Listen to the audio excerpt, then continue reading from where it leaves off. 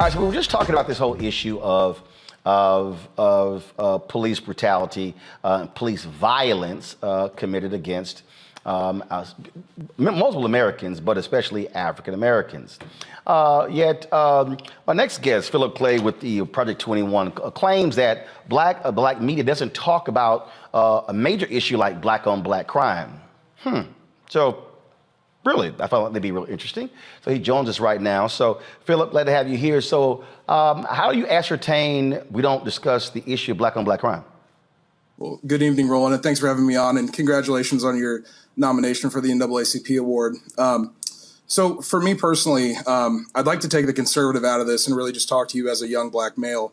From where I sit in Indiana, which has a very high crime rate when it comes to black Americans, I don't see the same outrage and instances of black on blacks, young black teens killing black teens, as I do when I see 5 black officers beating and killing Tyree Nichols in tragedy, or in instances like you were just talking about earlier in Mississippi, or in the George Floyd instances. To me, the article that I wrote and the reason I'm on your show is because I feel that until we as a community can start to rally together and say no more, we can't progress. My article intends to say that we need to, as a community, come together and stop blaming police, just blaming police, and we need to stand together, and we need to progress, and we need to make things happen. What is the, so you say you're there in Indiana. What is the white-on-white crime rate in Indiana? You know, rolling off the top of my head, I don't know that figure for you. So I'm trying to understand, if you only mentioning black-on-black crime, how do you not mention white-on-white crime? Because if we're talking about crime in this country, we've seen an explosion in the last several years of crime in rural America that doesn't involve black people. Right. Although 89% of black people are killing other black people. There was an article, unfortunately I can't share my screen like you can. Right, but the reality is, if you look at actually crime in America, it typically happens where people live. So typically, if you're black, crime is being committed by someone black, and if you're white, crime is being committed by somebody white. So why is it that no one ever mentions white-on-white crime? Why is it the pathology always black-on-black crime? Well, I think white-on-white crime is mentioned. I think it is. No, it's not. It's that phrase is never even used. It's literally never even used. So then what's it called, Roland? Oh, it's called, first of all, they just say crime. But what you have is you have folks who say black on black crime. So again, so what I'm saying is, why a population that's disproportionately affected.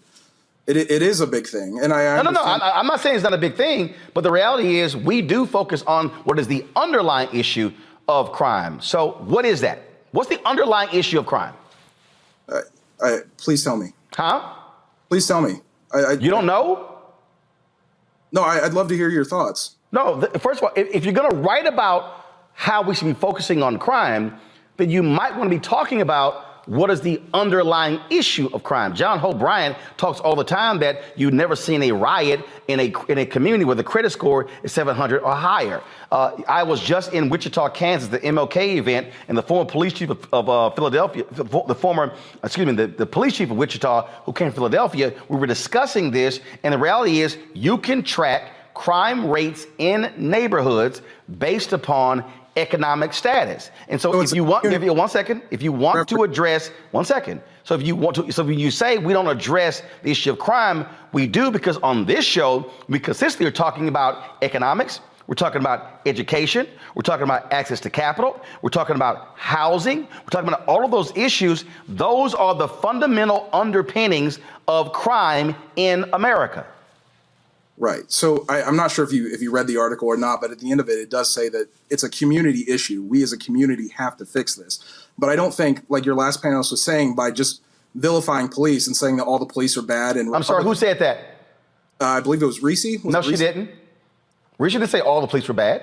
We were very specific about what cops we're talking about. And so if we're talking about cops, because you talk about a disproportionate rate, the fact of the matter is we see it where cops do lie.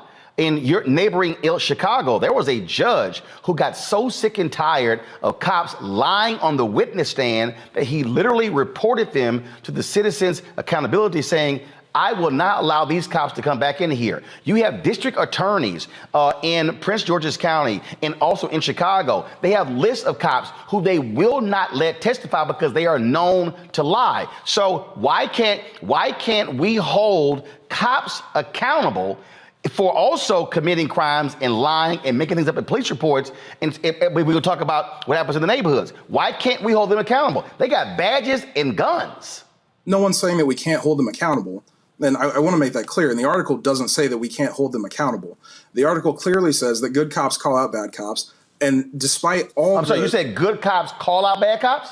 Good cops call out bad cops. That's a lie.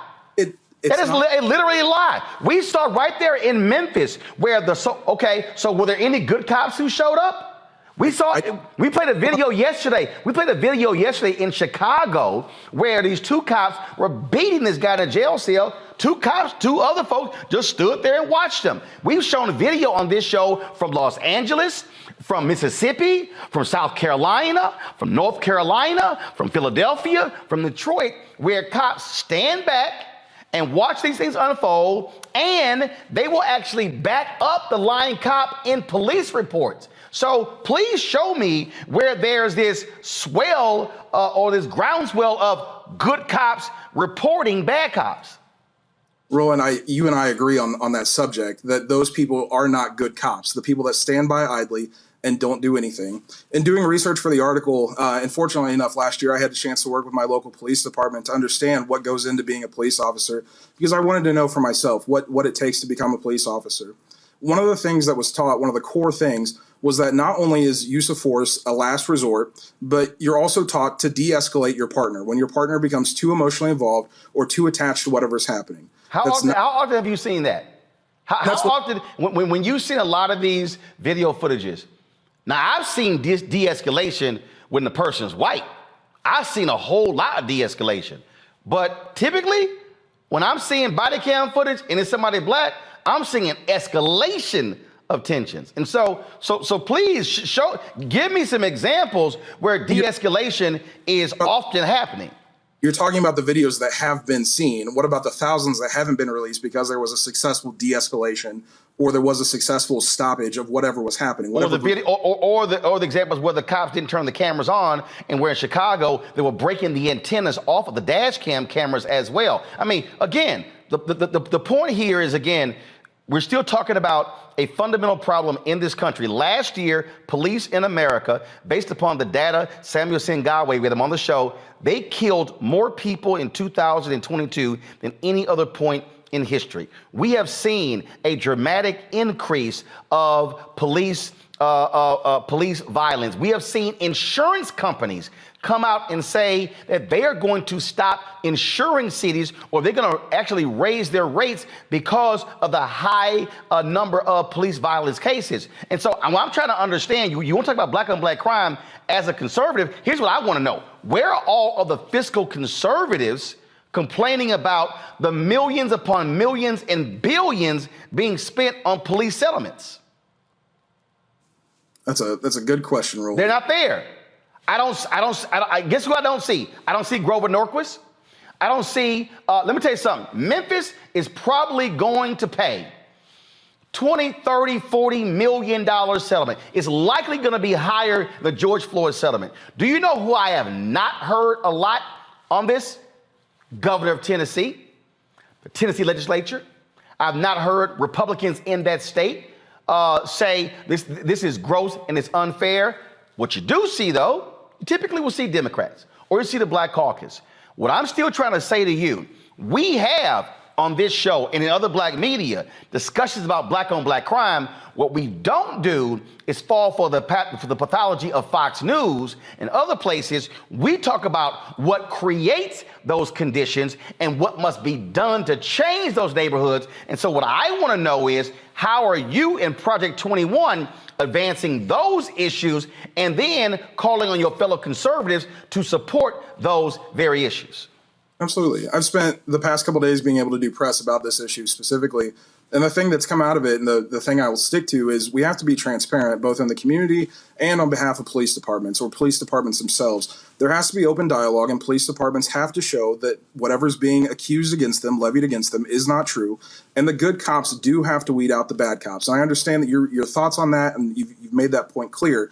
But at the end of the day, there are still people that wake up every morning with their intention and their honor, and all they want to do is protect the people in the community in which they live and serve. But where are those? Why is it that when we need those good cops to show up, we don't seem to see them? And in fact, why is it? Because again, I've talked to many officers, and I've talked to black officers, and I've had black officers tell me the safest they are is when they got a uniform on. They say, but damn, when I don't have my uniform on, I don't trust my own department. Those are black cops. That's a departmental issue. And until people can actually go into those communities and start having those conversations and weeding out those bad chiefs of police, those bad officers, and working through that, it's going to continue to be the same. You do know that there have been reports showing the number of white supremacists that have infiltrated police departments nationwide, right? Yes. Okay. You've seen the reports, again, of message boards and various Facebook groups where you've had these racist cops making comments, things along those lines. In Chicago, there were cops who admitted, yeah, we call folks the N-word. We freely throw it around.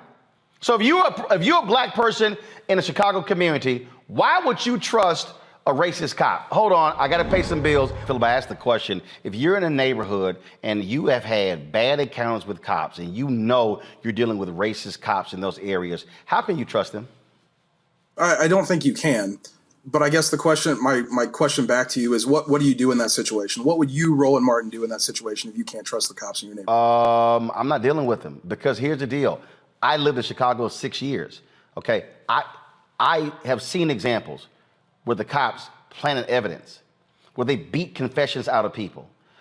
Chicago had to pay upwards of $40 million in reparations to a number of black people who were beaten, who actually were electrocuted, their testicles, by Captain John Burge and those racists in the department. Chicago actually had a Holman Street location where they were holding people, depriving them of their due rights. Attorneys didn't even know where their clients were being taken. When the consent decree came down in Chicago, they admitted, oh yeah, we use the N-word. They admitted driving gang members from one territory to another and dropping them off to see if they actually lived. Okay, we saw again under Trump where Sessions tried to get rid of the consent decree in Baltimore. Cleveland's been under 2 consent decrees. But again, if we're gonna have a discussion about black on black crime, let's also at least say white on white crime, but let's deal with the issue of how do you address crime? You do not address crime with policing. You have to address crime in a holistic way. And unfortunately, Philip, Republicans and conservatives do not want to do that in this country. It's a matter of more jails, more police, more funding. Let's increase the funding, but not deal with the fundamental underpinning of crime in neighborhoods, which is poverty. Again, I ask if you read my article, because at the end of it, again, I do say the only way that this works is if we as a community come together and try to fix this morally bankrupt system. But why is it at the end of your article and not the beginning of your article? It's throughout, Roland. There's a lot to unpack in what happened. There's a lot to unpack in what happened in Mississippi. Or I'm sorry, not Mississippi, in Memphis. Let me go to my panel. Let's see, Reese, since he name checked you, you get the first question or comment. Yes, I actually did read the article, and I have to say I think it's appalling to use the brutal death of Tyree Nichols to advance propaganda as Black people as violent. You compared. You compared. I listened for the past 10 minutes without, whatever. So anyway, so you compared the cops to gang violence, which is more coded language, anti-Black coded language. And I do agree with you on that, though, because the police departments, like the ones that are out of control and need consent decrees, which as a member of Project 21, I'm sure you know that in their Black agendas to do away with consent decrees, that the police officers often are like gang members. This just so happens to be Black gang members that are in the police department, and they just so happen to not get the protection of that blue line. But to your point that Black people don't care about Black on Black crime, that is completely false. I lived like Roland. I lived in Chicago, where every summer, and I'm appalled by violence. Period. Regardless of the race. But every summer, as soon as it got over 50 degrees on the radio all day, all you hear on every single radio station is stop the violence, leave the guns at home, don't kill anybody, don't shoot anybody. I remember very vividly when Hadia Pendleton, a young lady, a young teenager, went to the White House went to the Obama inauguration, and she was gunned down in Hyde Park. And First Lady Michelle Obama actually went to her funeral. And so this whole notion that Black people don't care about crime within our race is even more anti-Black and white supremacist. But my question to you is, how do you reconcile this notion that cops are inherently good and that we need to weed out the few bad rotten apples if you are part of a project that wants to do away with consent decrees and wants to federally enshrine qualified immunity? What I've been saying in this article, what I will continue to say, is at the end of the day, there are men and women who wake up every day who want nothing more than to serve and protect the communities in which they live in. That has been my stance. That will continue to be my stance. Black conservative, white conservative, Black Democrat, white Democrat, whatever. That's my stance. Okay, so but before I go to Erica, I have your article up. Go to my iPad, please. So here's the deal. Your lead in your article, you talk about working with local cops. Then you talk about you're not naive that your hometown in Indiana is Memphis. Then in your third paragraph, first of all, you talk about de-escalation. In your third paragraph, you say, I ask myself, though, where's the outrage for all Black on Black crime? Why are leaders in the community like Al Sharpton not vocal about the children who are killed in Black on Black crime on a daily basis in places like Chicago? Well, first of all, that's a lie. I do know for a fact he's talked about it, even moved there for us time. I do know people who have marches and rallies in Chicago. I've covered them. I don't know if Project 21 has. And then you go on, you say, as these leaders continue to vilify police and cause tensions to rise, how are they causing tensions to rise when it's the cops who's actually killing people? They set these communities and the police who are sworn to protect them back another step. Really? Then you go in and complain about CNN. Then you talk about mirror gang violence. Then you go talk about we still see men and women of all races, religions and creeds going to work to protect the communities, blah, blah, blah, blah. Then you get this is what you keep talking about at the end of your article. This is literally what you wrote in the article, because I swore that there was some other stuff down here. That's where that white space is, because I thought there was more to it. This is literally all you said. We have to raise up the officers who are doing their utmost to defend and protect and work to weed out those who would break their oath. We have to stop looking to put the blame on everyone else and start looking at giving real leaders a chance to rebuild our morally decayed community. So in the third paragraph, you mentioned Black on Black crime.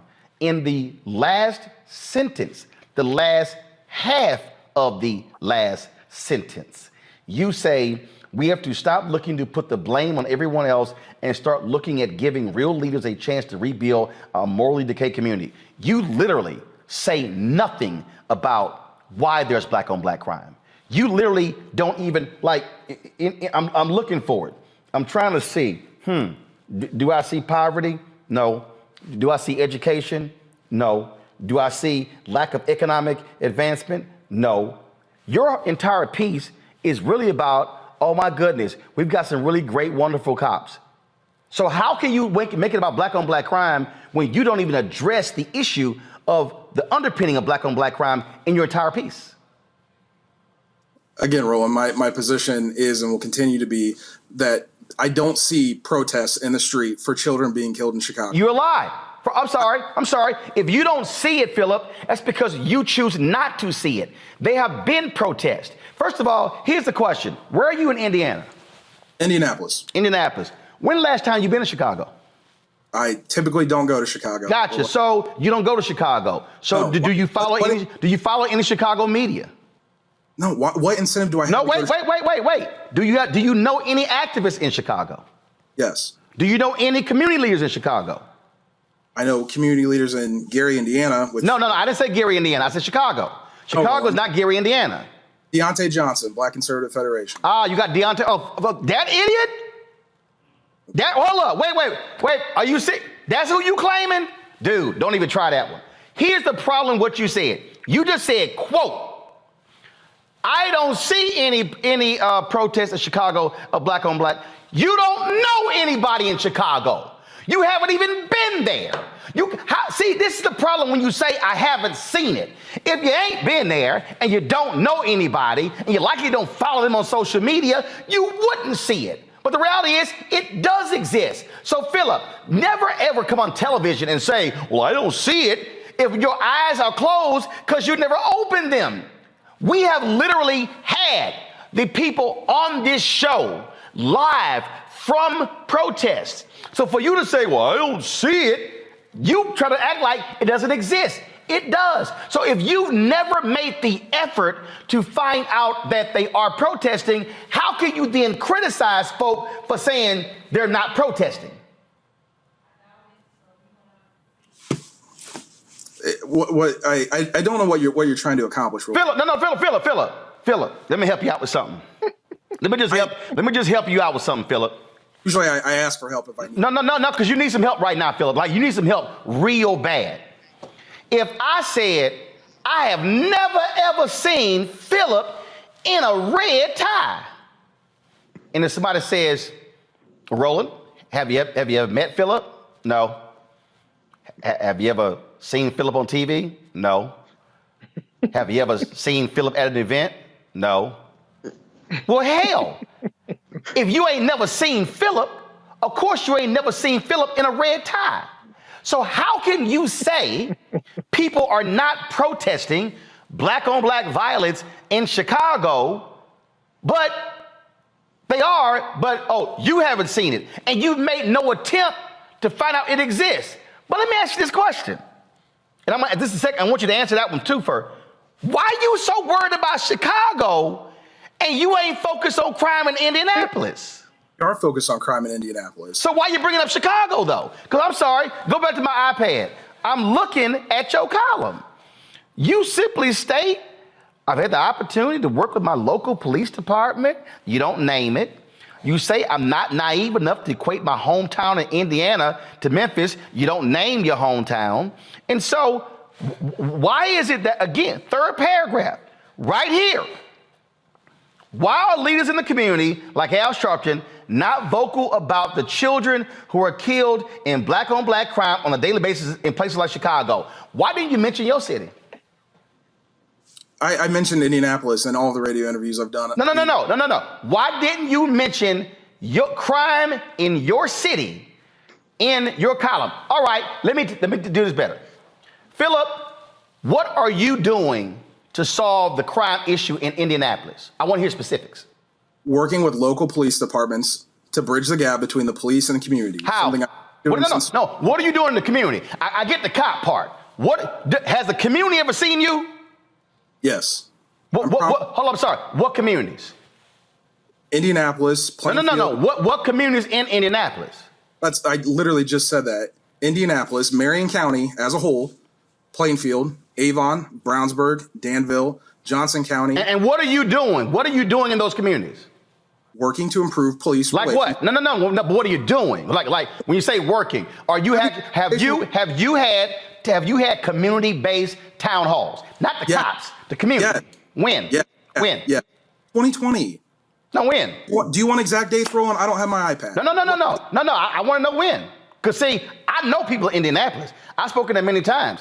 I'm going to call them and I'm going to find out. I'm going to say, hey, have y'all ever seen Philip? I'm going to call them. Have you ever seen Philip? Has Philip ever come around? Because see, you keep saying you putting in the work.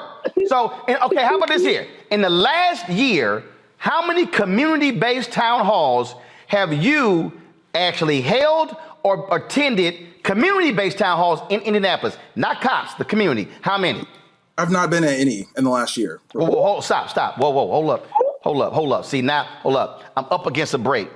I'm gonna hold you over for one more. Cause see, I'm trying to figure out all this work you say you doing. I need to know what that work is. Because if you say you want to fix Chicago and you ain't had not now in a year in Indianapolis, not one. Okay, hold on. We'll be right back on Roland Martin Unfiltered. See, Philip, you want to have the conversation on black-owned media. Oh, you having it. We'll be right back. No, we'll be right back, Philip. I'm going to give you some time, Philip. We'll be right back. No, because it's not even a conversation. I'm going to give you some time, Philip. At this point, it's not even a conversation. Most people. See, I told y'all. See? Don't mess with a grown-ass man. Philip didn't do his homework. See, Philip went on other people's shows who didn't question him. They didn't actually break down his article. I'm about to go to Erica and Michael. But see, oh, by the way, y'all, you know Philip hung up. You know Philip hung up. He hung up. And they've been calling him back, texting him. And I said, let him know he can talk for the first 2 minutes. But Philip hung up because he couldn't take that heat. Because see, y'all, see what happens is, see, Philip, the basis of his, see, y'all got to understand. The basis of Philip's article, oh, y'all don't discuss black on black crime. Okay, you want to have that conversation, Philip? Let's have that conversation. And y'all heard he kept saying, no, but I said at the end of my article, we as a community, we got to come together and solve the problem. Oh, but then when I asked Philip, when has the community seen you? Philip, well, I work with the cops, not the community. Oh, Philip, Philip, when did you last work with the community? Any town halls in the last year? No. What the hell you been doing? See, Erica, they don't like getting questioned on specifics. See, he was like, oh, you ain't let me talk. No, I let you talk because you can't answer my questions. That's the real deal. He couldn't answer the questions because he thought he was going to come on here and talk about how black media don't do this and y'all don't discuss black on black crime until I start questioning his ass on what he ain't doing.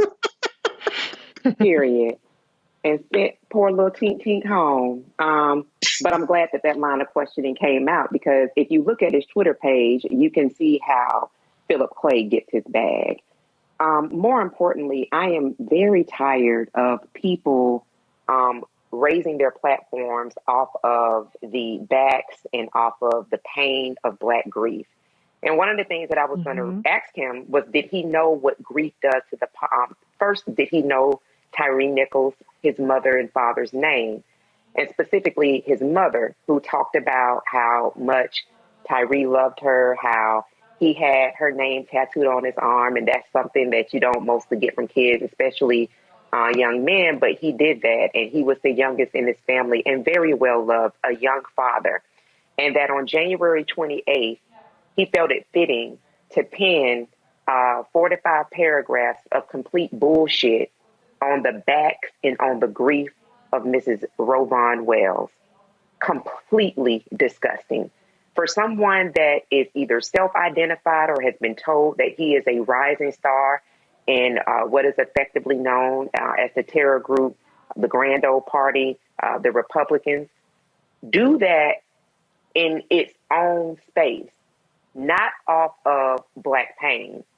And I'm also glad, Roland, that you brought forward that PBS piece because I had that in my favorites and I pulled it up in that 2006 bulletin that the FBI published, heavily redacted, but spoke very, very clearly to not white supremacy, what it actually is, white nationalism, and that how folks that are a part of this movement literally terrorize Black and Latino communities. So I feel like whatever it is that Philip is looking to achieve, keep Black people name the hell out of your mouth, because I would love to hear his talking points when his face is pushed up against the ground and he's being tased. See, Michael, I know some real Black conservatives.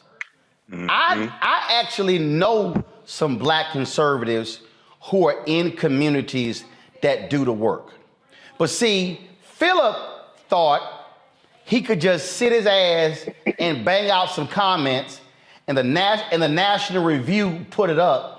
And these white conservatives go, oh, we've got one of us. Look at that. He's challenging Sharpton. Because see, what people don't understand, y'all, game recognized game. So they love throwing Sharpton's name.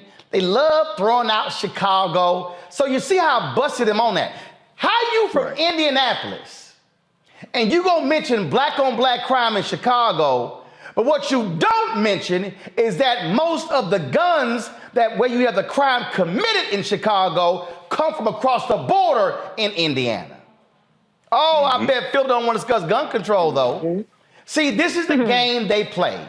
And see, this is the grift. That's why that fool mentioned that ignorant ass fool Deontay. That's why his little trifling ass won't come on the show with me. Cause see, I schooled him like I did Philip because they are not credible people. How can you talk about, well, we the community, we gotta have new leaders, and he could not name a single community-based town hall that he was engaged in for the last year. Come on. Yeah, Roland, I read the article from J. Philip Clay. First of all, when I saw he was from Project 21, I said, this is going to be some BS right now, because I was on with Reese when Craig DeLuce was on and we tore his ass up. Okay, from Project 21 also. So I read the article, and just like you, Roland, I saw the white space at the bottom. So I thought it was a whole right. 3, 4, 5 paragraphs. Wait a minute, hold on. I hit refresh because I thought only half of the article loaded. So I hit refresh and I was like, hell, that's just white space. It ain't nothing down here. Exactly. I kept looking and I said, wait a second, is this it? Because I printed up the article. It's right here and I made notes because I had questions for him. So let me say this. I do think that he wants to save, African-American lives, black lives from violence, things like this. But he's grossly misguided. And one of the problems is when you have black conservatives, especially young black conservatives like him, one, they don't understand history. Okay, number one. Two, one of the questions I was going to ask him is that did he know that from 1980 to 2008 that the majority of gang homicides in America were committed by white offenders? 53.3% were committed by white offenders. And from 1980 to 2008, the majority of gang homicide victims were white people, 56.5%. And what happens is the way the media presents these narratives and presents stories, they hide the quote unquote white on white crime that they don't want to talk about. Okay. And they keep, and it was great. It was basically white controlled media that created black on black crime.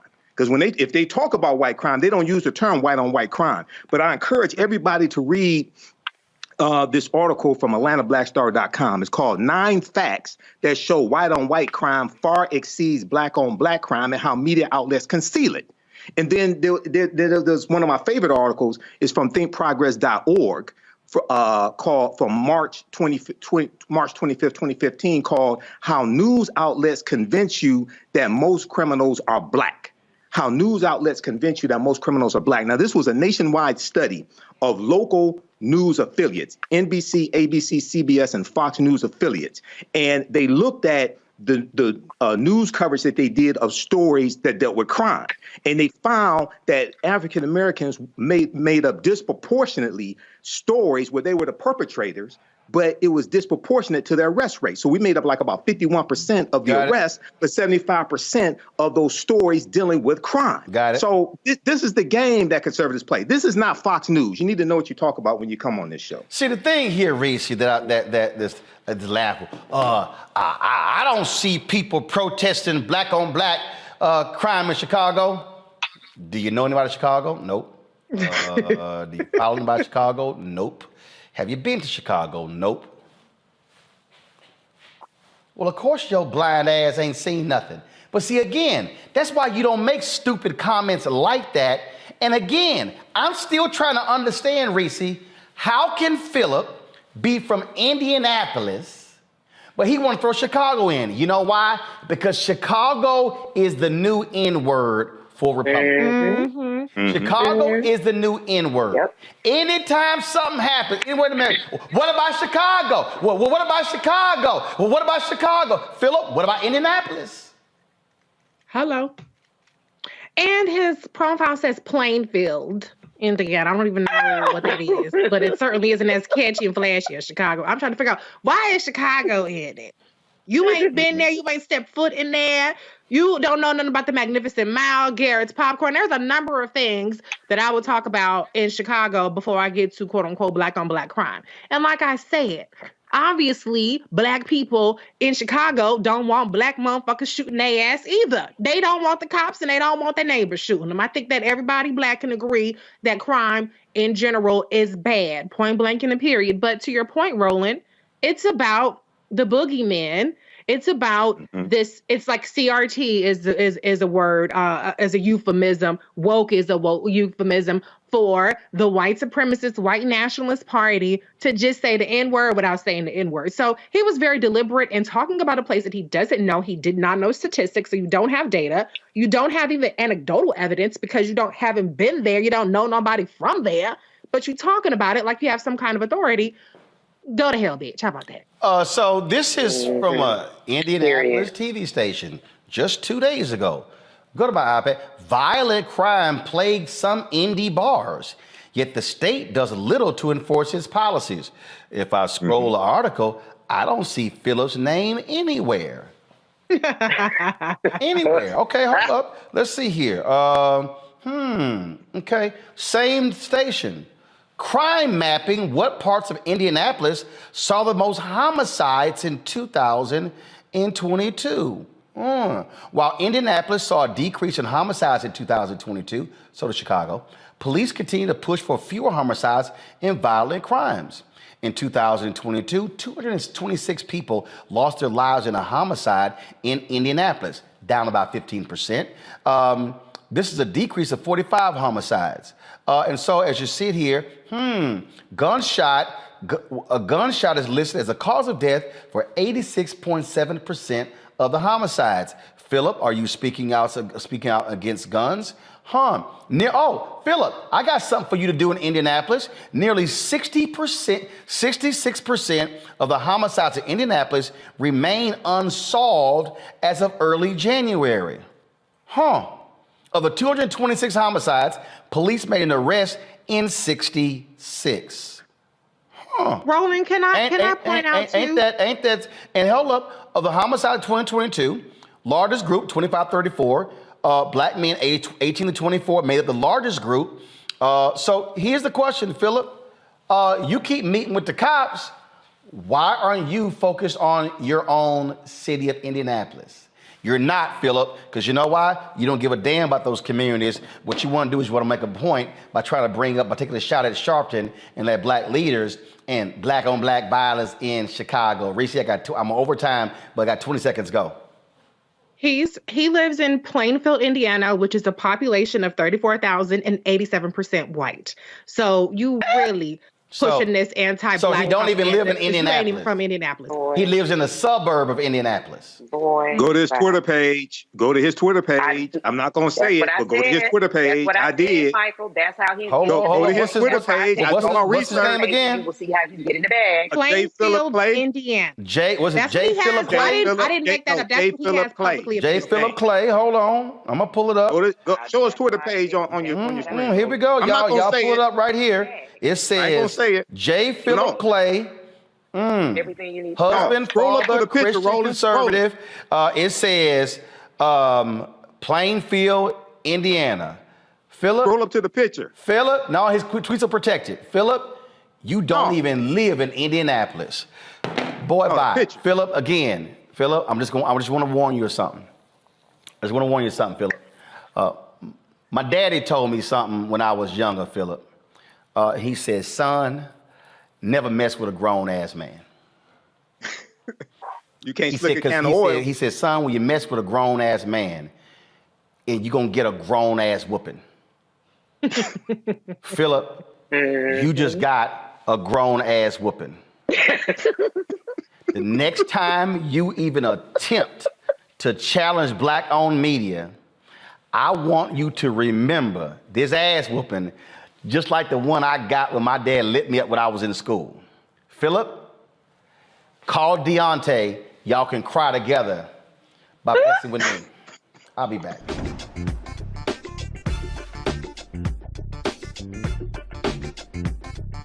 Folks, Folks, we're 1 year away from the 2024 presidential election. Donald Trump's leading the polls on the Republican side. President Joe Biden, of course, on the Democratic side, is likely to be a rematch from 2020 when Biden beat Trump. A co-founder of a Black Lives Matter chapter in Rhode Island says that Donald Trump has done more for black folks than any other president, and actually he is the choice. Mark Fisher is that individual. Mark joins us right now on the show. Mark, glad to have you here. So first and foremost, when you made an assessment about this campaign, and you basically said nobody is good. That's right. Okay, explain. Well, I mean, it's self-explanatory. Everybody else sucks, I said, to quote myself. And, you know, when you look at who we have sitting in the White House right now, I said he's a deep disappointment. He's let me down. He's let my community down. The whole Democratic Party is a complete disappointment. And I think that as an independent, I will endorse Donald Trump as the best candidate that we have. Why is he the best? Well, because he's somebody who I would consider a strong man. I consider him somebody who would give us respect on the world stage. You say we don't have respect on the world stage?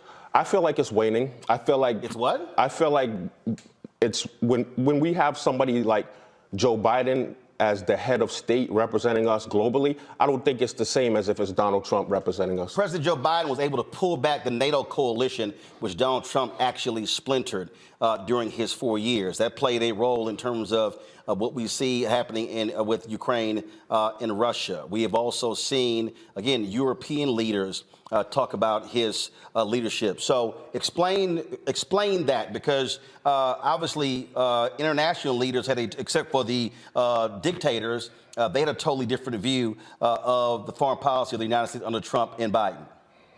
Well, fundamentally, they both come from a different perspective.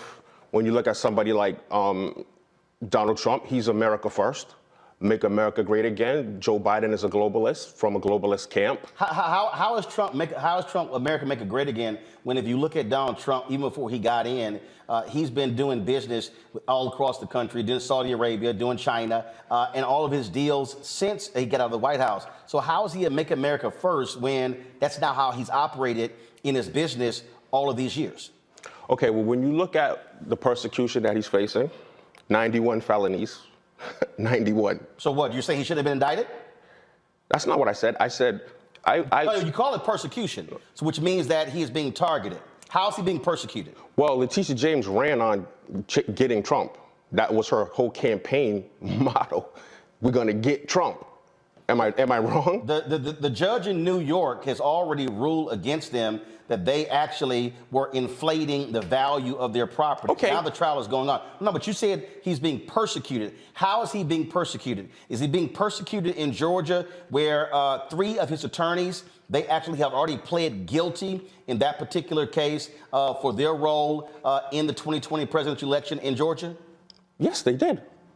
They pled guilty. Right. So how's he being persecuted, though? Because they're trying to use them to get him. No. How is he being persecuted? Did he not, based upon, according to District Attorney Fonnie Willis, that Donald Trump tried to get officials in Georgia to, frankly, change the results of the election? Look, I could get you to jump off a bridge or to try to jump off a bridge. And if you jump off a bridge, am I responsible? Okay, you do know he's on tape calling the Secretary of State saying, find me 11,000 votes. He tried to pressure the governor, the Secretary of State, the head of the elections. So that's just one particular case as well. In the documents case, they asked him to return the documents. He refused to do so. He lied to his own attorneys about that. He told one of his employees, who is now flipped, do not move those documents. So I'm trying to understand, you say he's being persecuted. If an individual committed acts, that's on them. So how is he being persecuted? Because they're trying to use them to get him. No, not them. I'm asking you again. If the federal government, if they say these are classified documents, you are to return them, he says no. And they say, we have a subpoena. He ignores the subpoena. When he tells his attorneys took actual notes. Okay, well, hold on. No. You said hold on. he's being persecuted. Wait a minute. And that's just 2 cases. 91 felonies.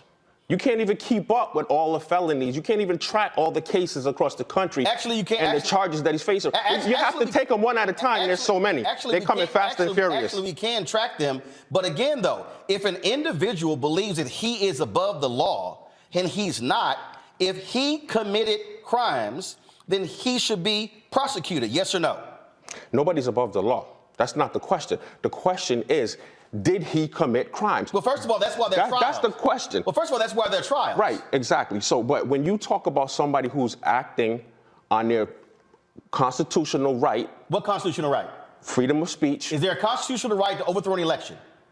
He believes, and as many do, that there was some suspect activity involved in the 2020 election. How many lawsuits did his campaign file, and how many did they win? So, but what I'm saying, asking you a question. I don't know. What I'm saying I can give the answer. More than 60 lawsuits were filed. They lost them. Courts, Trump judges, Republican governors, Republican Secretary of States certified the election results. Now, here's the question. I'm confused. If there was election irregularities in Georgia, how did the Republican governor win? The Republican lieutenant governor, the Republican Secretary of State. How did Republicans win all statewide offices in Georgia in 2020, but this one race, there were problems? I'm going to tell you. How? Because they're all part of the same deep state. Dude, corrupted. I'm confused. I'm confused. Gonna let me finish? Brian Kemp, the governor of Georgia, endorsed Trump, correct or not? They're all part. I'm asking you a question. Did the Republican governor, Brian Kemp, endorse Trump? I don't know. Yes, he did. Did the Republican lieutenant governor endorse Trump? I don't know. Did the Republican Secretary of State endorse Trump? Yes. So again, I'm confused here. All of these Republicans endorsed Donald Trump, yet all these Republicans won. He didn't. He's saying, oh, it's fraud. So, like I said, when you look at the government, both parties. No. See, again, Democrat and Republican. You mentioned persecution, and there were 4 cases. You mentioned especially the Democratic Party. You mentioned 91 indictments. It's a smorgasbord of BS. You still, but hold up. You say let's take it case by case. Suspect behavior and activity. I'm taking it case by case. Both parties. No. I'm taking it. And he's anti-institution. Mark, you say that's the problem that people have with him. That's the problem James has with him. That's the problem Bragg has with him. That's the problem Smith has with him. And that's the problem Willis has with him. That he is anti everything they love. No, he's not. Institution. No, he's They're not. very comfortable, right? And rightfully so. I'm not here to bash them or hate on them. God bless them. I love them. But what you're doing is making stuff up. What am I? So again, no. You say it out of your mouth. He was being persecuted. You mentioned the 91 indictments. You mentioned the 4 different cases. I walk you through 2 of those. The judge has already ruled that Donald Trump and his Trump organization absolutely inflated their assets, which is against the law. Donald Trump's own accountants testified that they actually inflated.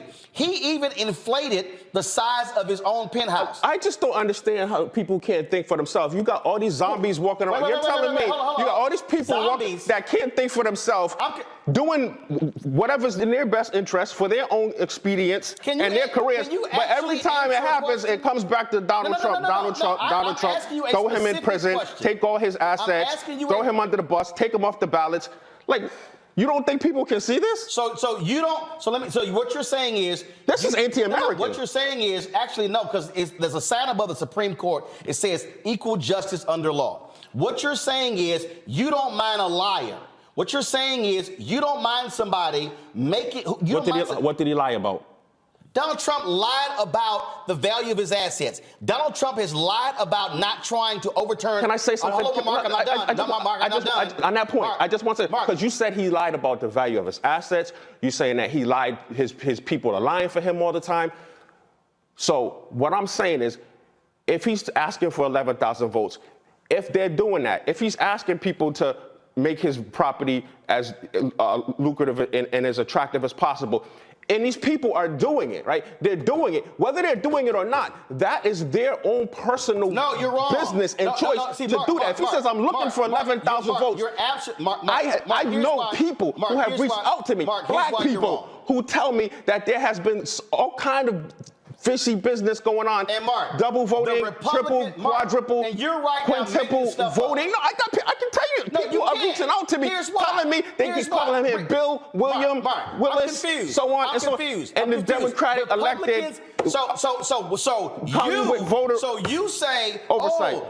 Oh my God, I see double voting. That's what people are telling me. But the Republicans in Georgia. So I'm just saying, Mark, wait a minute, Mark. There's reason. I'm going to finish, Mark. There's reasonable doubt. I'm going to finish. No, it's not. No, it's That's not. all I'm saying. When you have, and you can't blame him for that. That's protected under our First Amendment right. Are you literally making this up as you go along? So we don't have protected rights. You do know. You do know. We don't have the right, Mark, freedom of speech. You do know. We don't have the right to access the courts. We don't have the right to keep ourselves quiet. You cannot seize ballots. We don't have the right to cannot seize voting not be machines. sieged and surged, to not be violent. We have rights in this country. And that's one of them, to speak our mind. Assembly. Mark, we have these rights. Speaking your mind and lying. Aren't you a pastor? I have a background in theology. Okay, I got a what in theology? A background in theology. A background in theology. Does the I've never been a pastor. Okay, I preached. I taught Bible study. Question. Yeah. Okay, fine. So does the Bible, I have a degree in theology. that you actually read, what does it say about lying? It said all lies will find their place in the pit of hell with fornicators, homosexuals, liars, and all ungodly form. Well, that must mean Donald Trump is sitting on a throne in hell, because that man has just lied about numerous things. Well, listen. But hold up. I'm gonna ask you this question. You said that Trump has done more for the black community than any president. What has he done? He's done a lot. Name it. Actually. Name it. And I'm surprised that most people don't really know. No, I'm asking you to name it. Okay. Name it. I'm going to. For starters, because this is important as an educated man, and $250 million annually has been allocated to HBCUs, which is big because I went to Hampton. No, it's not a lie. No, it's not a lie. Stop. I'm sorry. No. I'm sorry. And minority serving schools. I'm sorry. But it's all together. It's for people of color. Let me ask you a question, Mark. 90 million of it went to black schools. Mark, and not only that, Mark, let me ask you a question. It was about to be expired. He took the initiative to not let it expire. And not only that, Mark, you're wrong. Give it a 10-year stay where it was being done every year. He said, why do we have to keep coming back every year to get money? Mark, what you just said right now is a lie. Let me prove you. Prove me wrong. The program that you're talking about started under President George W. Bush. The president and CEO of the United Negro Fund thanked him publicly. Will you please listen? See, again, though. When you're operating in an alternative world, I'm giving you for real facts. Let me say it again. He did not thank him publicly. Mark, listen. The United Negro Fund president and CEO, Mr. Lomax, did not thank him publicly. The program you're speaking of started under President George W. Bush. It continued under President Barack Obama. It expired. What you do not know is that Donald Trump zeroed that program out of his budget. It was Congressman Alman Adams of North Carolina who put it back in the budget. She was the co-chair of the Congressional HBCU caucus. Then it went to the United States Senate. Donald Trump, let me tell you again, Mark. Signed off on it. No, he did not sign off on it. Again, Donald Trump's budget, which he submitted to Congress, removed the money.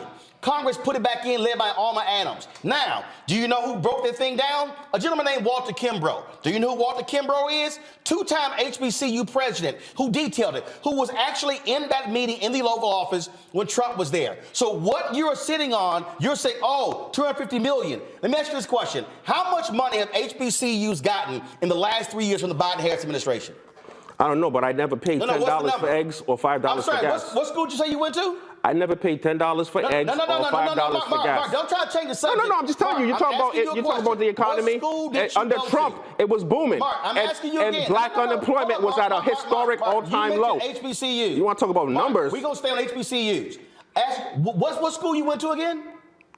I went to Hampton for a year. Oh, you went to Hampton. And then I went to North Point Bible College in Haverhill, Mass. So let me ask you this question, Mark. You said Trump allocated $250 million to Black and Hispanic serving institutions. About 90. You're reading it. No. I don't have to read because I got it up here. You say about 90 million of that went to HBCUs, right?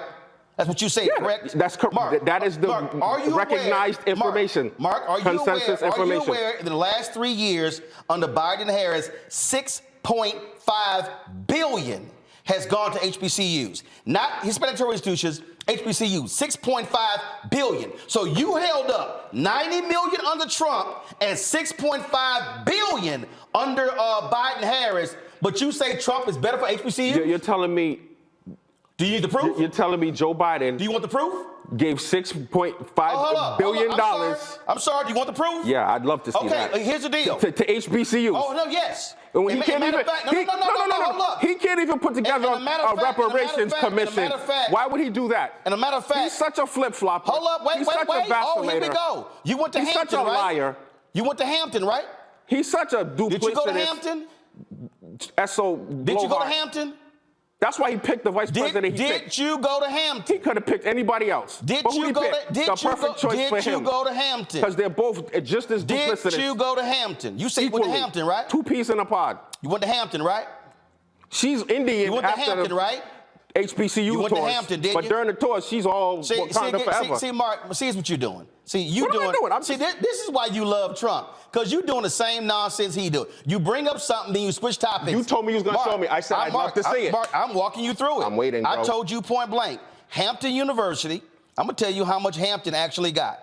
Hampton University, $48.7 billion under Cap 1, $4.2 under CARES Act, $9.8 under CARES Act. Wait. $6 million under CARES Act. When did this happen? $12 million. Hold on. American Rescue Plan, $12 million. Who? Last 3 years. And to what extent? American Rescue Plan 2, $21. Your university. You're reading numbers. Wait. What is that? What source is that? Department of Education. Okay. And when did this happen? The last 3 years. The last 3 years, each year. Each year. Okay. The total amount that your university. Okay, but you're telling me that still doesn't equate to 10 years. Mark, listen. $95 million. Mark, that's a lie.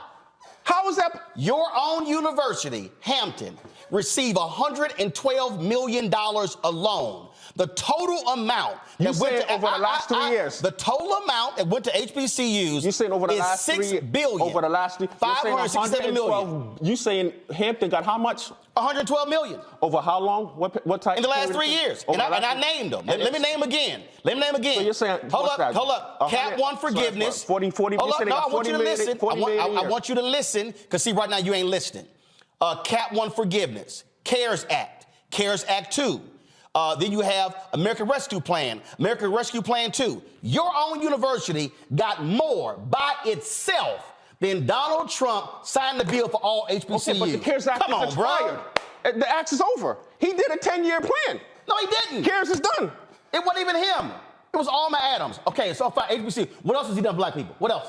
First Step Act. For those who ain't educated, for the non-bourgeoisie class, for those who gotta deal with recidivism and oppressive tentacles and tenets. Who passed that bill? Institutions. Who passed that bill? That crush us on a daily basis. Who passed that bill? I know who signed it. No. I know who signed it. Wait, hold on. Why are you asking me questions? Hey, Mark, Ronald Reagan signed the MLK federal holiday and opposed it. Do you know what the bill does? Do you know what the first step? Because you're really being defensive. You asked me did the First Step Act and pass? then as soon as I mentioned it, you get in defensive. No. I'm explaining to you who passed it.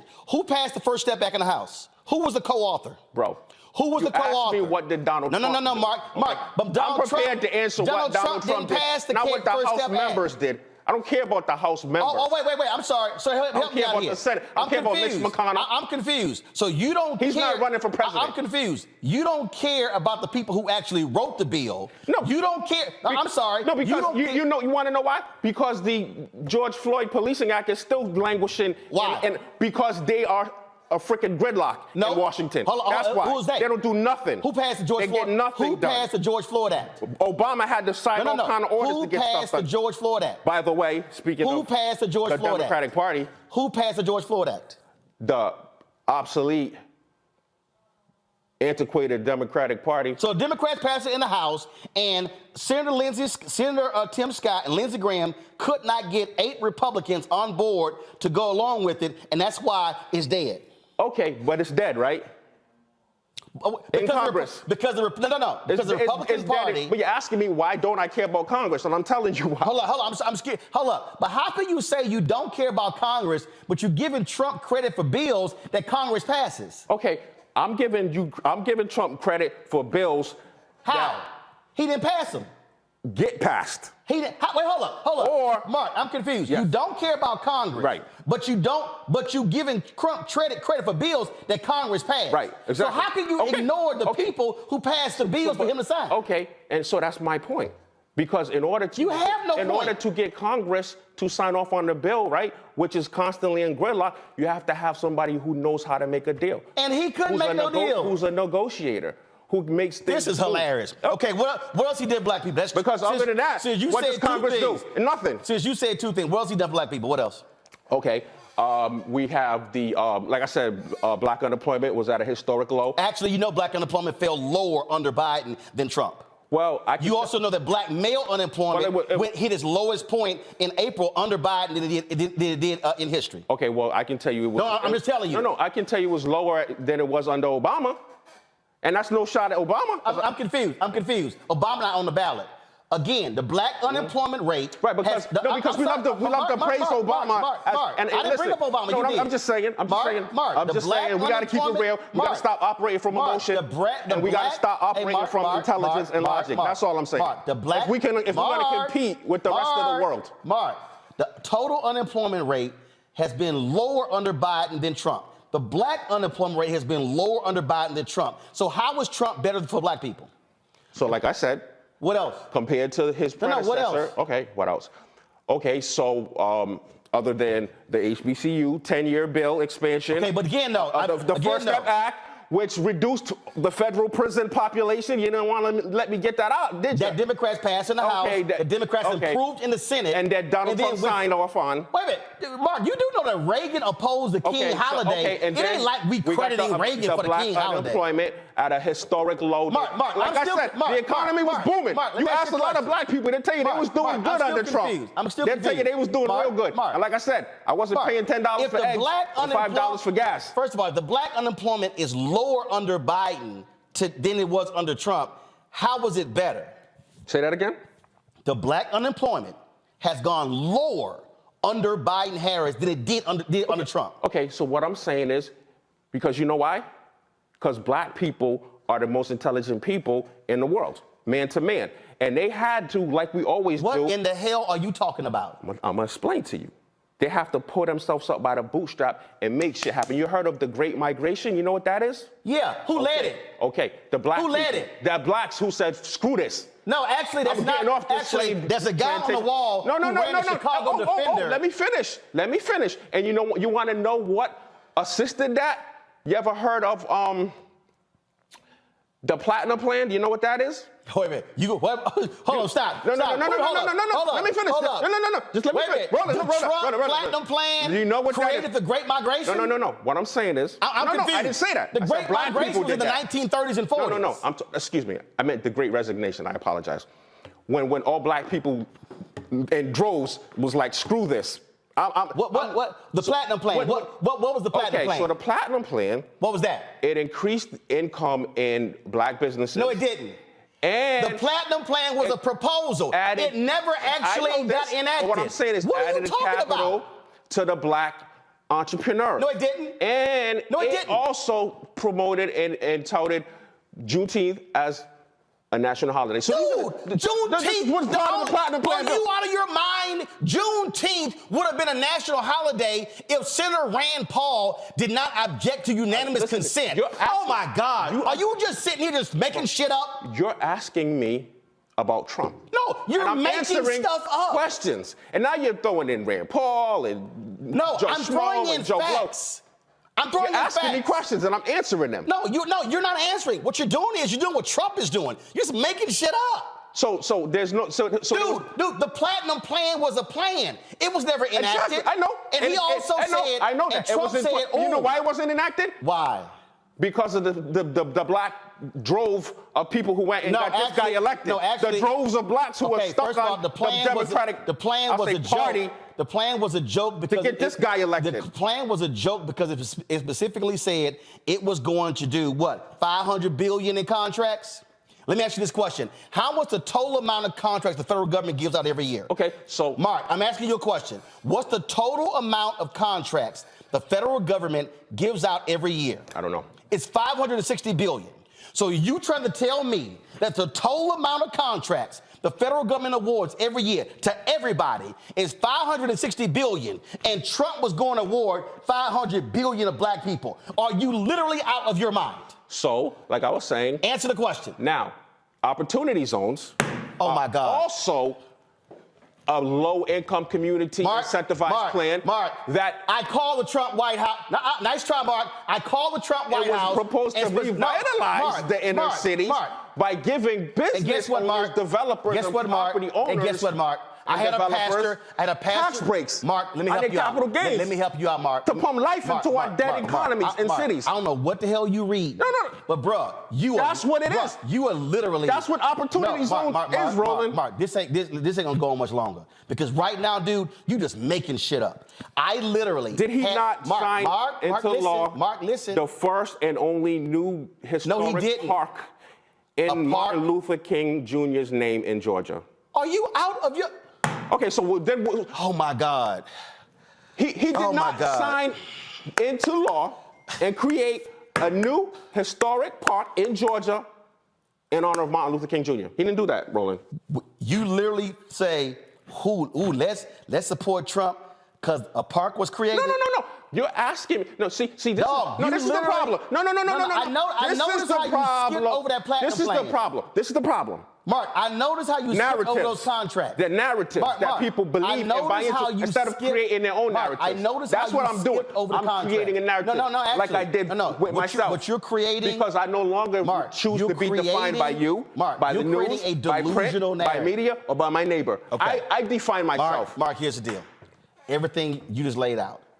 When I say you are so wrong, when I say you're factually wrong, when I say you can't, and then when you get hit with facts, you want to hopscotch on to the next thing. I brought up contracts, and I gave you the number of federal contracts. Trump said, I'm going to do $500 billion with black people. It's only $560 billion total in federal contracts. That was a flat-out lie. You fell for the okie doke. And so I walk you through. You're touting this $90 million HBCU plan. He said he's going to. He said what? He's going to do $500 billion. That was the platinum plan.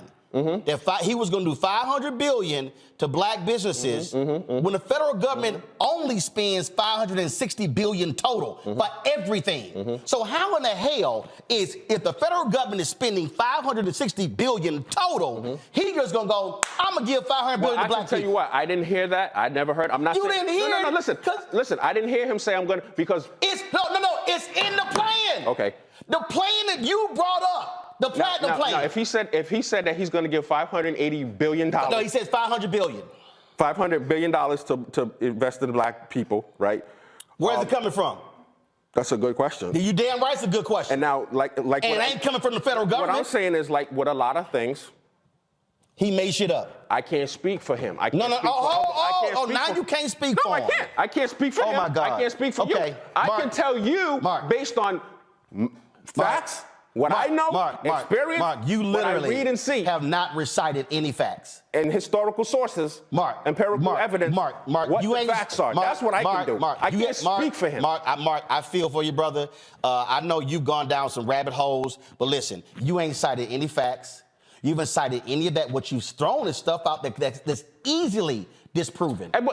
Easily. Let me say something, Roland. Okay, final comment. Because I got to go to my black lawyers next. Because we're fighting these Trump federal judges who want to get rid of the Voting Rights Act. But go ahead. It's important to understand that, most importantly... Oh,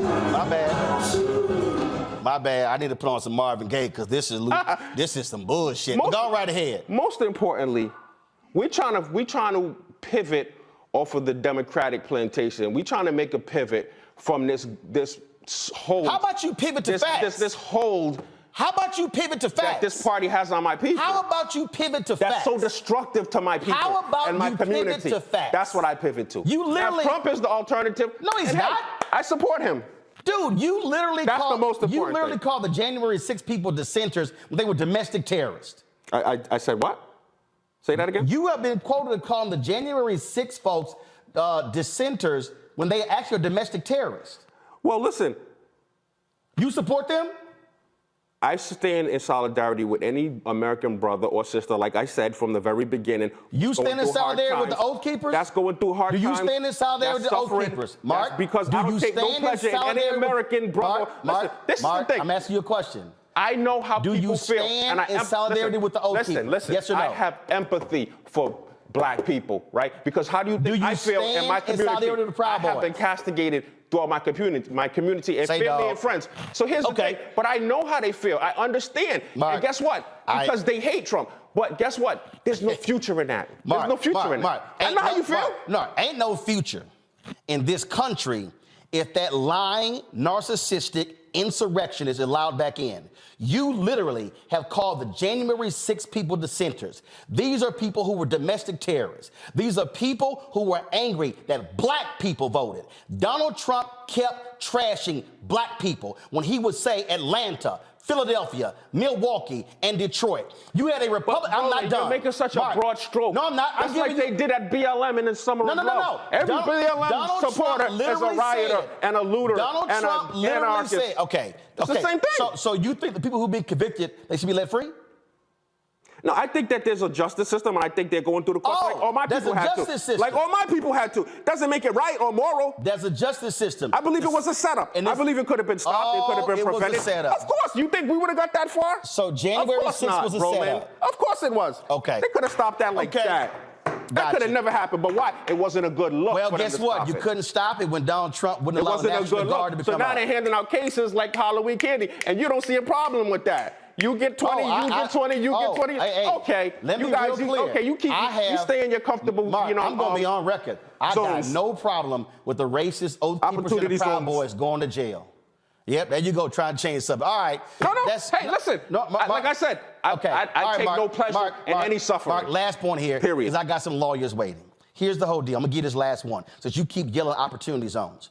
The black pastor. No, I'm saying that people. I'm saying that the bourgeois class. Mark, I want you to that's listen. so comfortable. No, I want you to listen. They don't want to see anything change, Mark, even if that means shitting on the average black let person. me say it again. They don't want to see it happen because that messes with their comfort. I'm going to give you a fact. That's why I have a problem with. I'm going to give you a fact. My own people. Mark, I'm going to give you a fact. Gave me no support when I started my organization. I didn't get an iota of support from them. Mark, you in Rhode Island. It's for the 3 same black people I'm fighting for. It doesn't matter if it's one. Is Jeffrey? That's not even the point. Listen, we for the same people I'm fighting for. I come here and all the black people tell me you need to drop BLM. No. Because you know what? They're doing too well here. When you come here, they can't relate to that. When you come here, they can't understand what the plight is of black people outside of the DMV. Mark, so they tell me drop that. Mark, when you come here, we deal in facts. Now I say I support. All people are suffering. Oh, now they don't want to have Thanksgiving with me. Now they want to castigate me and offend me. So okay, you know what? This is what I find to be funny. That's what I'm dealing with in my community. This is what I find to be funny. But I still love my people anyway. This is what I find to be funny. I'm gonna leave it on this one here. You kept mentioning. I love them anyway. No, Roland. you kept mentioning. I still go to war. Mark, I still go to bat for I'm gonna close this out. Because black is beautiful. I'm gonna close this out. You kept mentioning opportunity zones. The black pastor from Baltimore who spoke with Trump at the White House when that was announced came on this show that night. 6 months later, he came on this same show and he said it has been an abysmal failure. Before Who you talking about? What pastor? The black pastor from Baltimore who spoke. Go look it up. What's his name? He was on this show. What's his name? Mark, you can go pull it up. I'm asking you, what's his name? Mark, I'll pull his name up, but it's real simple, brother. Please. It's real simple. I want to know who you're It's real talking about. simple. If you're gonna run around spouting stuff, bruh, have some facts. Double check some stuff. Can I tell you something? Your stuff is so easily Roland, disproven. this is what it's unbelievable. Let me 30 seconds. Let me drop some knowledge real quick. You ain't dropped no knowledge. I'm gonna drop some knowledge on you. What you gonna drop? This is what y'all don't understand. People don't care about the facts. You know what they care about? Perception. because that's 9/10 of reality. And guess what? This is what I'm trying to explain. You're so concerned with the facts. Wow. I'm concerned with the narrative. I'm so concerned with the facts. That's right. Yeah, you're right. Yeah. You know what? Why? I'm not saying don't be concerned, but don't be overly concerned with them. Hold on, because while you're so concerned and beating up on the facts, guess what? People are leaving in droves and they're disavowing the Democrats and they're endorsing Donald Trump right under your nose. So what you're saying is, Roland, don't tell the truth. Be like Trump and lie. Okay. Right under your nose. All right. That's a good one to close out on. Mark, we'll see what happens, but I can tell you right now, anytime somebody come on this show, lies will be countered every time. Facts will always be spoken, and you can keep your Trump perception, but I don't live in perception or conspiracy land. I live in what's factual.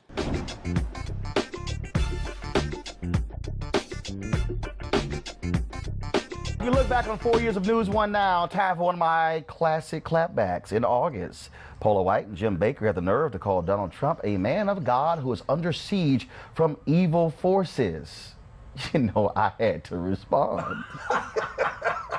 Oh, let me address you, Pastor Paula White. I'm going to take you to 1 Samuel 10, verse 17, when Samuel called the people and said, "This is what the Lord, the God of Israel, says. I brought Israel up out of Egypt. I delivered you from the power of Egypt and all the kingdoms that oppressed you. But you have now rejected your God who saves you out of all your disasters and calamities. And you have said, no, appoint a king over us. So now present yourselves before the Lord by your tribes and clans." See, that's when the prophet Samuel then anointed Saul, because the people wanted a king. Here's what we know, Pastor Paula White. The people of America rejected God. They rejected a godly man. You had the audacity to say, how can anybody withstand what Donald Trump has gone through? How about 8 years what President Barack Obama went through, when the same person who you praise questioned his Christianity, questioned his faith, dared present the birther movement as somehow he was not a full American? That was an outright lie, but you stood with that man, the same man who said he grabbed women by the vagina, the same man who said he would force himself upon women to kiss them when he wanted to, the same man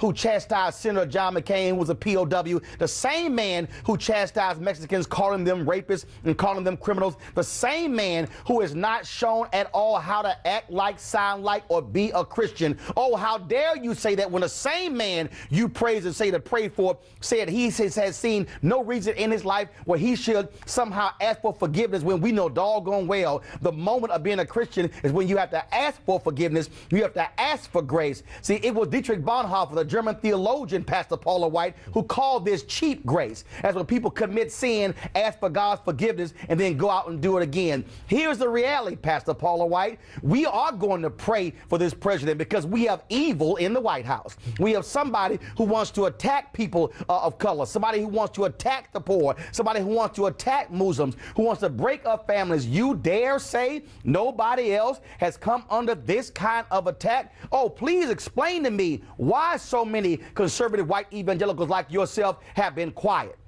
Tell me why y'all excuse his comments about Charlottesville, where he essentially aligned himself with neo-Nazis and white supremacists. You pastor a church in Orlando, Florida, that Zachary Timms used to pastor, but before he died, as largely an African-American church. I want you to stand in front of them and tell them why in the world they must stand in support with Donald Trump when he is trying to take away their right to vote, when he has a sham voter fraud panel. You tell me how that is Christian. You tell me what is Christian about trying to get rid of the Affordable Care Act, where people who are sick, disenfranchised, will be thrown off and not have health care. Please show me in your Bible where that's somehow a Christian principle. I dare say this, Pastor Paula White, you are supposed to be a prophet, Prophet, not Profit.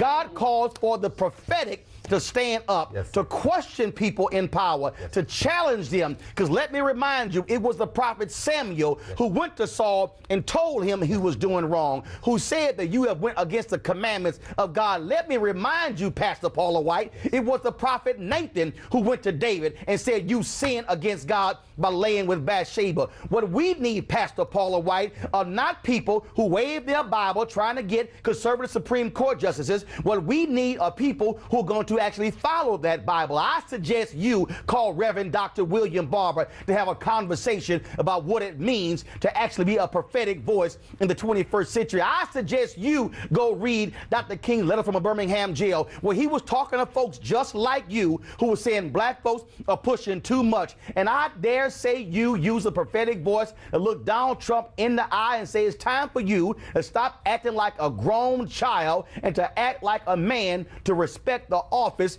of the presidency. What I expect, Pastor Paula White, somebody who has been raised up, who has been built up by virtue of talking and preaching in black churches, to have an understanding of what black folks are going through. So you want us to pray for the president? Oh, we're going to pray for the president. We're going to pray for the country, because the country asked for a king. The country turned their back on God, and now God said, I'm going to give you the desires of your heart, which always ain't good. Pastor Paula White, we got a word for you, and that is be a prophetic voice and don't just be a profitable voice. All right, y'all. So you see my Shelly, go to my iPad. This is what the back of my shirt says. Hashtag bring the funk. Greg Carr, you were here that day. Brother, we needed an organ in here. that was some C.L. Franklin stuff right there, brother. When the great sir, and people ask me all the time, is Roland reading from a paper? No, he's just riffing. Them Bible verses is in his head. No, that was on the top of my head. Look, man, Stanley says... It was amazing, but I'm gonna tell you, what kept going through my mind was, it's good that he's educating the audience, but Paula White don't care. No, but here's the deal, though. No. Trust me. Paula White got wind of that commentary. I'm sure she did. No, and Paula White emailed me. Did she? She was out of the country, and she said my stuff was taken out of the context. We got to talk when we get back. And I emailed her back, and I said, let me know anytime. And then I hit her back about a month ago saying, when are you, after the Washington Post did that big story on her saying how she's in D.C. every week. I said, oh, please let me know when we're going to sit down and talk. And she said, I'll be giving you a call. It has not happened. Oh, but trust me, it got her attention. Well, listen, I'm not surprised. Okay, let me just say this. Of course, are you kidding? Of course it got her attention. It's too powerful not to get her. It got the birds' attention. My point is that she don't care. And that's why you haven't heard from her. Well, actually, she does care, because she has already been in some serious hot water for offending African Americans and people of color. And that video, I know, went viral. They've lost members, they've lost ties. And she has a huge constituency, right? I mean, so listen, before her last incident, I was a patron of Paula White. So no, she does care, and I'm sure she's gonna follow up with you. But aside from that, she does. I need my prayer cloth. Girl, you silly. Okay, because listen, you were preaching. Well, I just had a couple things to say. Just a couple things to say. Appreciate the good like word. I say, I was a little hot. And Greg is right. I don't write these commentaries, y'all. So if I see something, it's kind of like, give me a few minutes.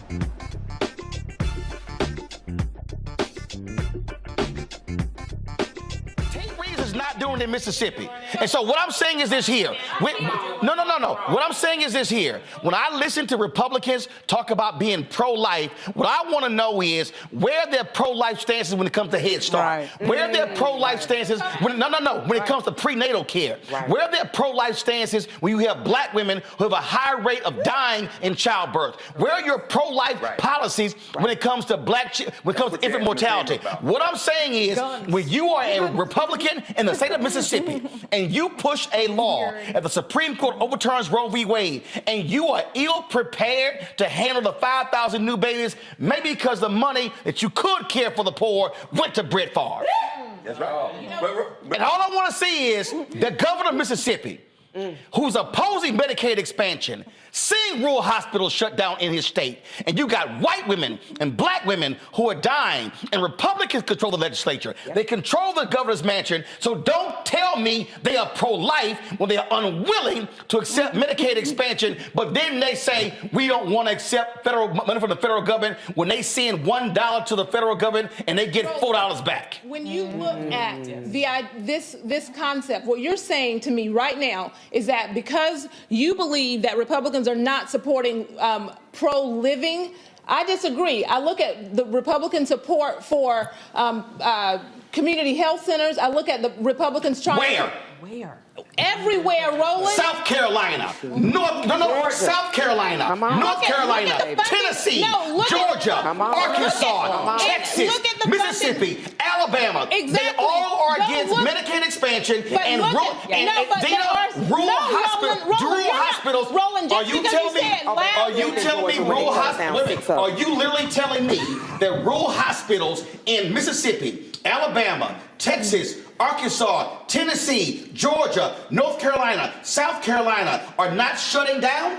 Are you actually telling me that? I am not telling you that. But so what therefore, I am saying, if they're shutting down, how then are the people able to get care? How?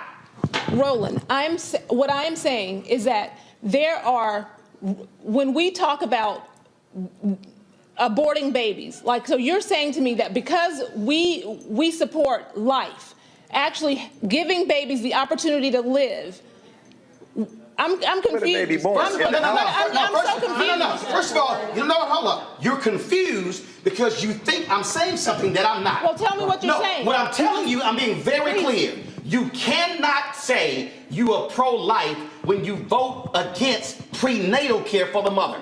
You cannot say you are pro-life when you vote against Head Start. Right. You cannot say you are pro-life when you do not want to expand Medicaid to keep hospitals open. You cannot say you are pro-life when you have OBGYNs who are not available in your state. You cannot say you are pro-life when you have black women who are dying at a higher rate during childbirth and you do nothing public policy-wise to fix it. You cannot say you are pro-life if you allow infant mortality rates to be sky high in areas where there are black and brown people. What that tells me is you are anti-abortion. You are not pro-life. Right. Because if you are pro-life, you care about the child in the womb and when the child is out. And if you are pro-life, you are standing there with black folks when their kids are killed by cops. You are not silent. So if you are pro-life, be pro-life from the womb to the tomb, but not just in the womb. Okay, and so Roland, what I say is that I am pro-life. No, you are. No, I am. Not Governor Tate Reeves, not Governor Lee of Tennessee, not the Republican legislature in North Carolina, not Governor Sarah Huckabee Sanders,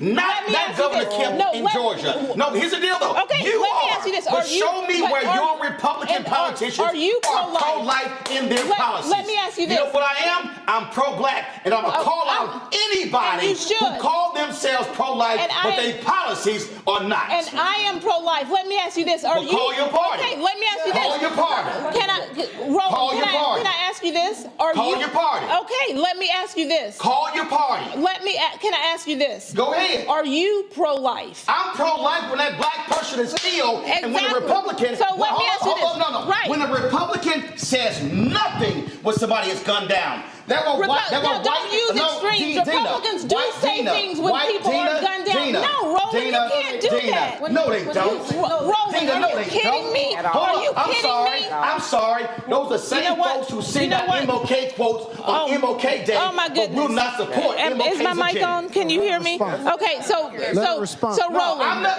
No, Roland. You can try this all you want to, Tina, but you know the record is clear. Oh my goodness. Your party refuses to accept affordable care. Can I ask a couple? Come on, we're going to talk about the State of the Union, I suppose, but can I ask a couple of questions about and every single one of those Republicans stood up for Tyree Nichols' family. I don't know how this is dialogue. For police reform. I don't know how this is dialogue. No, Dina. Okay, Dina, no. Uvalde. Okay, can I mean, when we got a massive shooting, I don't hear any Republicans talking about a gun. You know, they're wearing their guns on their lapels. Dina, is that pro-life?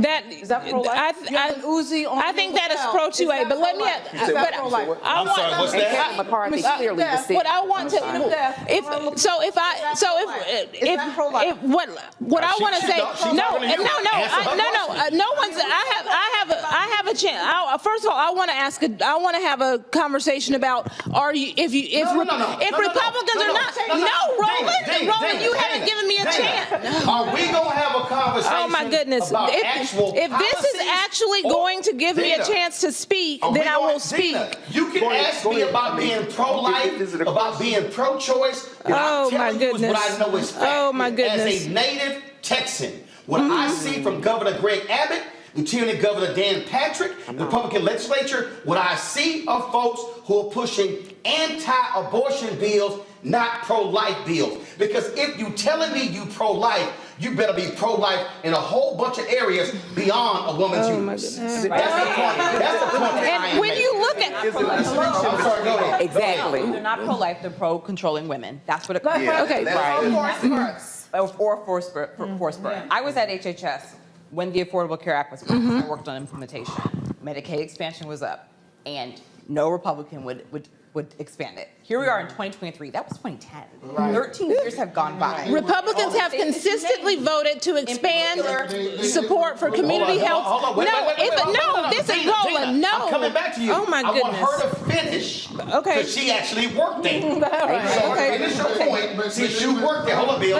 Finish your point. I don't understand how this. I'm going to let the person who worked there tell us what happened when she worked there. I worked in environmental affairs with the governors. There was full resistance from Republican governors to expand Medicaid. And to your point earlier, they actually got money from us to expand health services in primarily red states. They wouldn't take it because they didn't want to be known as taking money from President Barack Obama. So if you can say, you're going to say you're pro-life, but you're going to let your community health centers fall, you're going to let women die, forcing them to give birth, drugs are going up, and you just didn't care. Now, they tried to make it a partisan issue, but it was about health care. And to your point earlier, the Affordable Care Act actually did benefit half those people in that audience. Right. And Republicans have consistently... It helped primarily black people get access to health care. Okay, Bill and Dina. Bill and Dina. Okay. You're going to talk, Dina. Dina, you're going to talk. Okay. But Bill's going to talk. But they went further. The act also said the states, will set up exchanges so that people can buy health care. A Republican idea that people are supposed to buy their own. Massachusetts by Republican governors, correct. They refused to set up to do the it. exchanges. Yes. So the exchanges had to be set up by you. Yes, which was also difficult, as you all may remember. But we recovered. And then the issue was, it was considered, what was the word that they would say? Like, it was weird. It wasn't, it wasn't real healthcare. It was fake plans. And they did that with red states and states out west with many Latinos who needed healthcare as well. And it was very interesting how up here in the Northeast, we all had healthcare. We had really good plans to choose from. When you went south, you didn't. And our people continue to suffer. Republican governors just turned away. And we tried our best to make sure we got people enrolled in health insurance. And this is one of the points Biden mentioned tonight in his speech. He did. Republicans have consistently been in support of expanding support to community health centers. So you're saying that when you were at HHS... Absolutely not. When Barack Obama was president, they wouldn't do anything Barack Obama wanted to do. Are you kidding? Republicans... So legislation to support community health centers was that was a key part of the act. Okay, well... A key part of the act were the community health centers, and I was at the Department of Labor at the time, and a key component was to train people for those health centers, and including training people. This was in the law. Okay. We worked on this. Hold on, I'm confused. Let me just say this. I'm confused. I'm confused. Go ahead. I'm sorry. I'm confused to have two people that were there. They were there. And you saying that ain't true. I am as well. I'm confused as well. Last point. So, to your question about, or your statement about Republicans caring. So when we left, when Obama left office, when our administration left, there were many people in our departments that were specifically designed to implement the Affordable Care Act. They all had to get removed. They all moved to different offices. And many of my friends, people who are career, when Trump came in, yes, sorry, thank you, I did not make that point. When Trump came in, we don't need to continue that work. Remember, they stopped even advertising, signing up for the Affordable Care Act. Yes, it was very low key, and my former colleagues and friends, they were miserable because they couldn't actually do the work that they were brought in to do. So if they're telling you they turned the money down for Medicaid expansion, they turned the money down for community health centers, what are you talking about that GOP supports it? Is it in utopia? No, I'm talking about very specifically, and this is what, I don't want to speak to things that you clearly worked there and you have an expertise and a knowledge that I don't have. But what I will say is that what I want to understand, and we will post this because we're Black Press as well. So at bpalivewire.com, I respect you, and you clearly you've worked there. But what I want to understand is when Republicans made these overtures to not accept this money, I want to understand, because we always have areas where you accept it and something else. Like, we want to make sure that there's a standalone, that Republicans can support community health centers without the stipulations. And I don't so all of these, I don't know. So all these years that I have been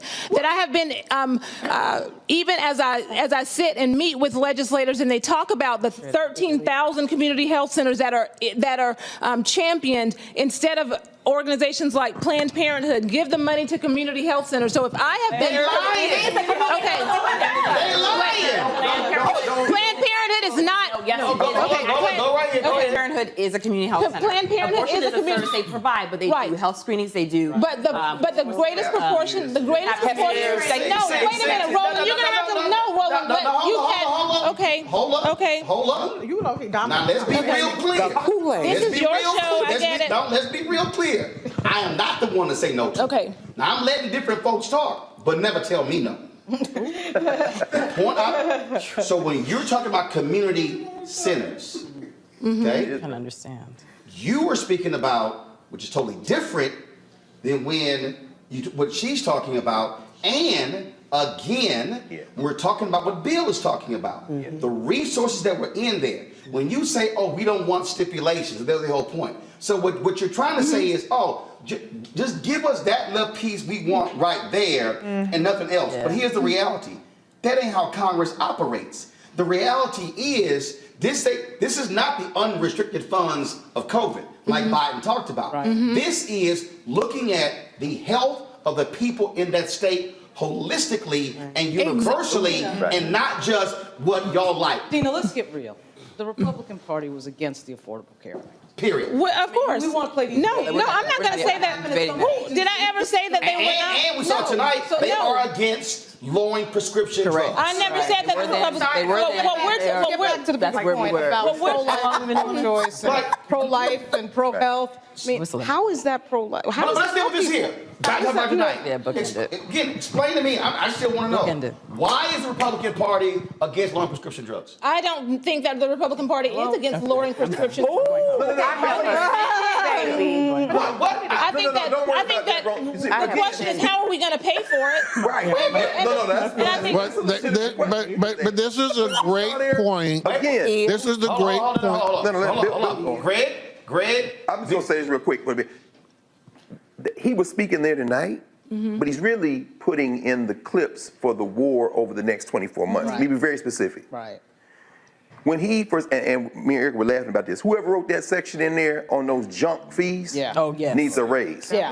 See, what's going to happen is, imagine this, there's going to be a 2-minute ad with people frustrated at the airport checkout line, with people looking at their cable bill, because he don't know a damn thing about paying no cable bill. But he's talking to very targeted, it's almost like micro-targeting voters. He didn't spend a lot of time on the culture wars, abortion and all that, because that's not going to poll well. But what he seeded in there, the class warfare he snuck in there, when it comes to quadrupling the taxes on the stock buybacks, was for a commercial on rising gas prices. Because they're going to see somebody at the pump, somebody word, and then Joe Biden's voice going to come in and say that I am going to tax the people who he's giving $200 billion in profit. Exactly. He's making commercials. Finally, I'll end with this, because it was a speech, but most people don't watch this. When they're not into policy like this, they're going to watch the commercials that come out over the next 12 months.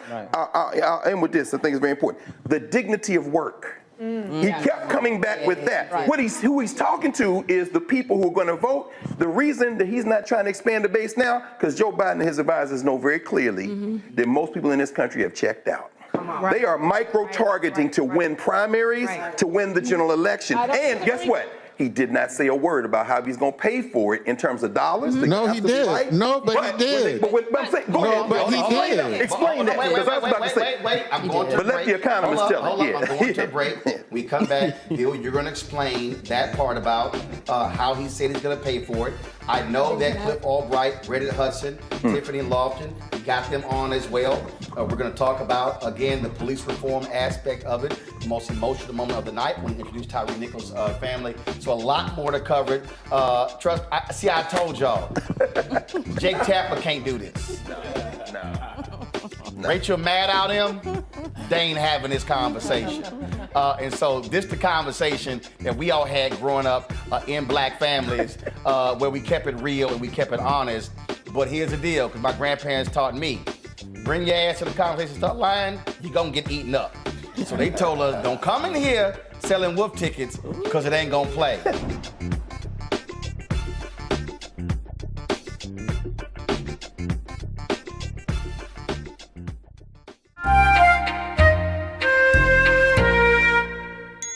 All these white journalists, like Howard Kurtz earlier, Malik was like, well, you know, journalists need to be very careful saying that it was racist because Trump issued denial. Like his ass don't lie. I'm like 10,000 confirmed I'm like, lies. he known to lie. You acting like, oh, well, he issued denial, so I should take into account his denial. Yeah, well, I don't think that Donald Trump is a racist, and I don't think that the people who voted for him think that he was a racist. I voted. You know his ass a racist. I voted for him. Malik, you know damn well he a racist. I voted for him, and I don't think that Donald Trump. Do you intend to vote for him again? In 2020, absolutely, without a doubt. So you voting for a racist? Well, you know, was his comment racist? Hold up, was this comment racist? It was definitely racially offensive. What the hell is that? What the hell is that? What's the difference? It's the same thing. That's what the hell is that? Yeah, can you tell me the difference between racially offensive and racist? Well, he said things that were racially offensive. But what's the difference? I'm sorry, or insensitive, or whatever you want to say. Okay, but I'm just asking, what's the distinction between racist and racially offensive? Well, I think that when we start, I think it's possible for someone to say racially offensive, homophobic things and not be actually homophobic or racist. Okay, but if you said racist things a number of times, several times, like when do you become a number of times? Well, if we're talking about the system of racism, I mean, we really should, you know, we could have a broader discussion of what that system. No, we're actually no. Stop. We ain't discussing the system of racism. I know, I'm sure all of us know, and that's why the same comments, you know, the things that I said on this show before, you know, the things that Louis Farrakhan has said that were anti-Semitic, you know. We're gonna go with Louis Farrakhan. Is Louis Farrakhan president of the United States? It doesn't matter. No, it does matter. But it doesn't matter. It does matter about things that we have accepted. Is Louis Farrakhan over the U.S. military? Does Louis Farrakhan have the nuclear codes? Does Louis Farrakhan? No, come on. Louis Farrakhan gets to sit on stage alongside. Hell no. Hell no. No. We are not about to flip. Well, of course. No, we ain't gonna flip this to Louis Farrakhan. We are talking about the person. But he said homophobic. This man is the standard bearer of your party. This man leads your party. This man controls your party. So here's my point. I've never voted for Louis Farrakhan on anything because he's not a balanced. But I know many of us who've actually supported. Nice try. First of all, voting for and supporting. We ain't even going down the Farrakhan rabbit hole because it don't work. It's not a rabbit hole. No, it is a rabbit hole because you want us to chase. No, this is the question, Malik. This is the question, Malik. You asked me. You said racially charged. And I said, what the hell was it? What is that? Racially charged? Is that what it was? How many racist statements before you become racist? That's my question. Well, for me, it's hard to conceive someone being racist pursuing the policies that he's pursuing like what? that are beneficial to black and brown. Like what? Personally. So we're talking about the criminal justice reform package. We're talking. Let me ask you a question. No, wait, hold on. Let me ask you a question. Who instituted affirmative action? Who was that under? Oh, I don't remember. Richard Nixon. Okay. Who ran on the Southern Strategy? Was that Nixon? Nixon. Yeah. Who also launched the war on drugs, where one of his own advisors, his notes revealed that it was specifically targeted at black people? That was Nixon. Richard Nixon. Who used the N-word himself? Who degraded black people in recordings in Oval Office? Richard Nixon. So the shit don't mean nothing about affirmative action if his other actions were also race-based. So to say that, oh, well, first of all, the First Step Act, let me be clear. The First Step Act ain't an act for black people. It's an act for anybody. Well, it's part of a criminal justice reform package. And so if we're judging him by the same standard that Obama and any other president. So his immigration policy helps black and brown people? Well, you mean black people who are here? Black and brown people? You're saying that his immigration policy, TPS, sending Haitians back to a place that was violent and where they had Well, no, I don't. Hold on. I Not don't- just Haitians. I don't also think that our trying to immigration cut the rug underneath from Liberians who were in this country, calling those countries shithole countries, making it clear that he wanted more visas for white But I immigrants. don't think the immigration So I understand you disagree with that. No one's calling you a racist. I don't think the My question immigration is, policies are racist. when does someone become racist? If they made several racially offensive statements, you know, when honestly, it's like if you cheat on your girlfriend once, when do you become a cheater? If you've cheated 17 times.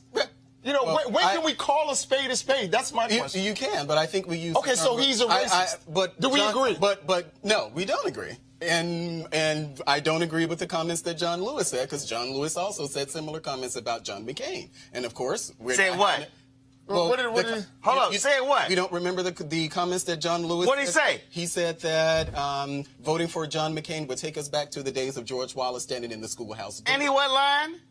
So now, if you are advancing policies, if you are advancing voter suppression policies, you're taking us back to George Wallace Day. Was that what John? Yeah, okay. Is that what John? Nice try. Was doing? Nice try, Malik. Because he said the same thing about Mitt Romney. Nice try, but this is real simple. You voted for a racist. Yeah, and you're going to vote for a racist I'm again. going to vote for him in 2020. Right, and the reality is, what that says is you don't give a damn what he has to say about black people. Well, that's your opinion. No, that's what it's revealing.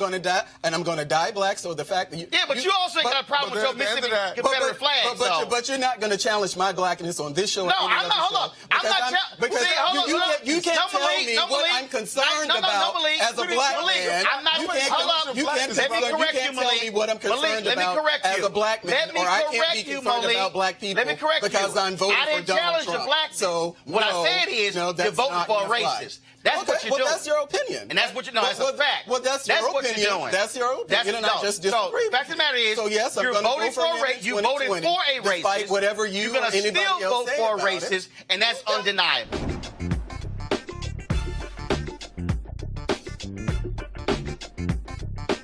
All right, fall, y'all. So, I was on Instagram a little bit early, and I came across this video. And then I watched this video, and I said, I know I am not seeing what I'm seeing. So I need you to play the video I saw on Instagram. I need you to, y'all don't have the video? I sent you the link to, okay, all right, let me play the video myself. Because y'all, I saw this video, when I say I was hot, when I saw it, I said, I can't believe what I'm seeing. This nonsense that I'm seeing from this person right here, posted on Instagram. And I'm like, I know that is not who I think it is, posting what he just posted. And then I looked at it and I said, oh, that is him. I can't believe he posted that video. So let me go ahead and show y'all this, because I want y'all gonna trip. Y'all gonna trip. Watch this video. Is closing here in the city of Albany, and that leaves us with a little over 500 students that were here on this campus, and 19% of those students are labeled as homeless. We have a little over 250 jobs that'll be leaving the city of Albany. And while this is not the city of Albany government's fault, this is a time for our local and state leadership to step up, because we'd be stupid to act powerless in this situation. Because while this school is still here, while this building is still here, while this campus is still here, what could this become? Could this become a Southwest Georgia regional hub for trade skills training? Could this become something major that the city brings on to start training workforce? Because if we're training workforce, then we can invite industry to come here. But if we don't have any workforce for industry, they'll never come. But if Doherty County School System could train workforce in adults, why can't the city of Albany do the same thing? So my question to leadership is, are we going to allow this opportunity now to pass us by? Or are we going to lead? Are our leaders going to lead? And if they don't want to lead, they need to step aside and let somebody else do it. Oh, he said that if our leaders are not going to lead, they should step aside and let somebody else do it. That's interesting. Now, when I saw it, I remember when he came on this show after he was going at me on Twitter when he was supporting the Republicans in Georgia voter suppression bill, and he was talking shit with another black conservative. Then they say, well, he ain't gonna never put us on the show. And I invited his ass on the show. Then he tried to change his tune when he came on the show. Roll it. Joining us right now is King Randall One, founder of the X for Boys organization based out of Georgia. So, King, explain why in the world you're conservative, correct? Yes, sir. So please explain to me why this bill, why Republicans are pushing for a voter suppression bill when last year we saw record turnout in Georgia, record turnout. So why would they want to restrict voting when you just had record turnout in Georgia? Well, let me start off by saying you had me mistaken. I'm not a Republican. I do consider myself conservative. No. Actually, I didn't say Republican. I said you're conservative. Okay. I said you're conservative. Right, absolutely. That's what I said. Right. Yeah, I was saying that because you called me a Republican on Twitter. However, with this particular bill, I don't consider voting my particular fight. I do consider voting an asset to us and maybe something we can use as a tactic to help. But as far as us pushing voting all the way out, like voting is going to be some systemic change for the black community, to me is not the way to go. If you look at the human anatomy of the body has its many different parts. And I do respect you guys' fight, in regards to voting, but I don't consider myself fighting for the right to vote that much. Because do you not vote? We hadn't got anything. Do you not vote? Government. Yes, sir, I vote, absolutely. Okay, so when you say you guys' fight, first of all, there are multiple fights, there are multiple issues we can be concerned about. Voting is one of those issues. Are you not concerned that Republicans in your state are trying to restrict access to the ballot for no reason other than they are pushing the lie that Donald Trump also pushed? Right, absolutely. I understand exactly what you're saying. However, again, that's not my fight. I believe. No. I know. I asked you a question. And the question is this here. Do you believe Republicans in your state are wrong to be pushing this voter suppression bill? Can you give me the list of things that's all on the bill? Because I know you said the voter ID. Well, no. Here's a perfect example. This particular bill. What was funny is he was defending the voter suppression bill on Twitter, but he didn't think I was going to invite him on the show. So let me tell you what he did. He then posts that video. He edits it. He edits the video. And then, I'm building this school. Black man should be helping me build my school. And in the same Simple Simon Negroes I called out earlier, they were all like, that's right, Roland Martin, that's a shame. You should be ashamed of yourself. You should be supporting this brother at his school. Oh, that's right. Them Negroes were sitting here sending him money. And then what he did is he got on Fox News and Lawrence Jones had him on. Then the white conservatives jumped on him. And so he starts raising money. And so anytime he's mentioned me on Twitter, it was all about raising money. They were after me for 2 years. I was dissing this brother and all sort of stuff along those lines. And I'm like, okay, that's interesting. And so here you now have King Randall now complaining about a program, jobs being cut, and how that's hurting young folks. And that's interesting because the program that he's speaking about, that very specific program in Albany, Georgia, he's talking about, go to my iPad. This is the story right here. U.S. Department of Labor pauses Job Corps Center operations. So the very program that he is complaining about has been stopped by the Trump Department of Justice. Now, here's what I don't understand. Matter of fact, let me go ahead and play this again. Because, see, I love it when somebody calls out leaders, but they don't really call out the specific leaders who they talking about. So let me just go ahead and play it again, what he had to say, because he was just so incensed that this program was being cut because it was vital to providing jobs for young people. Listen again. Let's do it. Center Job Corps is closing here in the city of Albany, and that leaves us with a little over 500 students that were here on this campus, and 19% of those students are labeled as homeless. We have a little over 250 jobs that'll be leaving the city of Albany.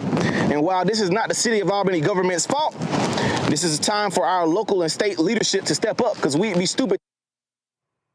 Hold up. He said it's not the city of Albany's fault, and we will be stupid not to step up and lead. Listen. It's fault. This is a time for our local and state leadership to step up, because we'd be stupid to act powerless in this situation. Because while this school is still here, while this building is still here, while this campus is still here, what could this become? Could this become a Southwest Georgia regional hub for trade skills training? Could this become something major that the city brings on to start training workforce? Because if we're training workforce, then we can invite industry to come here. But if we don't have any workforce for industry, they'll never come. But if Doherty County school system could train workforce in adults, why can't the city of Albany do the same thing? So my question to leadership is, are we going to allow this opportunity now to pass us by, or are we going to lead? Are our leaders going to lead? And if they don't want to lead, they need to step aside and let somebody else do it. The Job Corps is closing here in the city of Albany, and that leaves us with a little over 500 students that were here on this campus. And here we are. He's complaining about losing the jobs. Okay, that's interesting. And then he says, this ain't city and state leaders' fault, which means that it's somebody else's fault. So, King Randall, whose fault is it? Whose fault is it? Who's over that particular program? Who controlled the funding? Who made the decision to shut that particular program down? I would like to know that.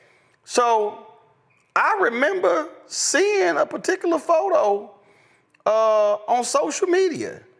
And I remember, and I knew, I said, wait a minute.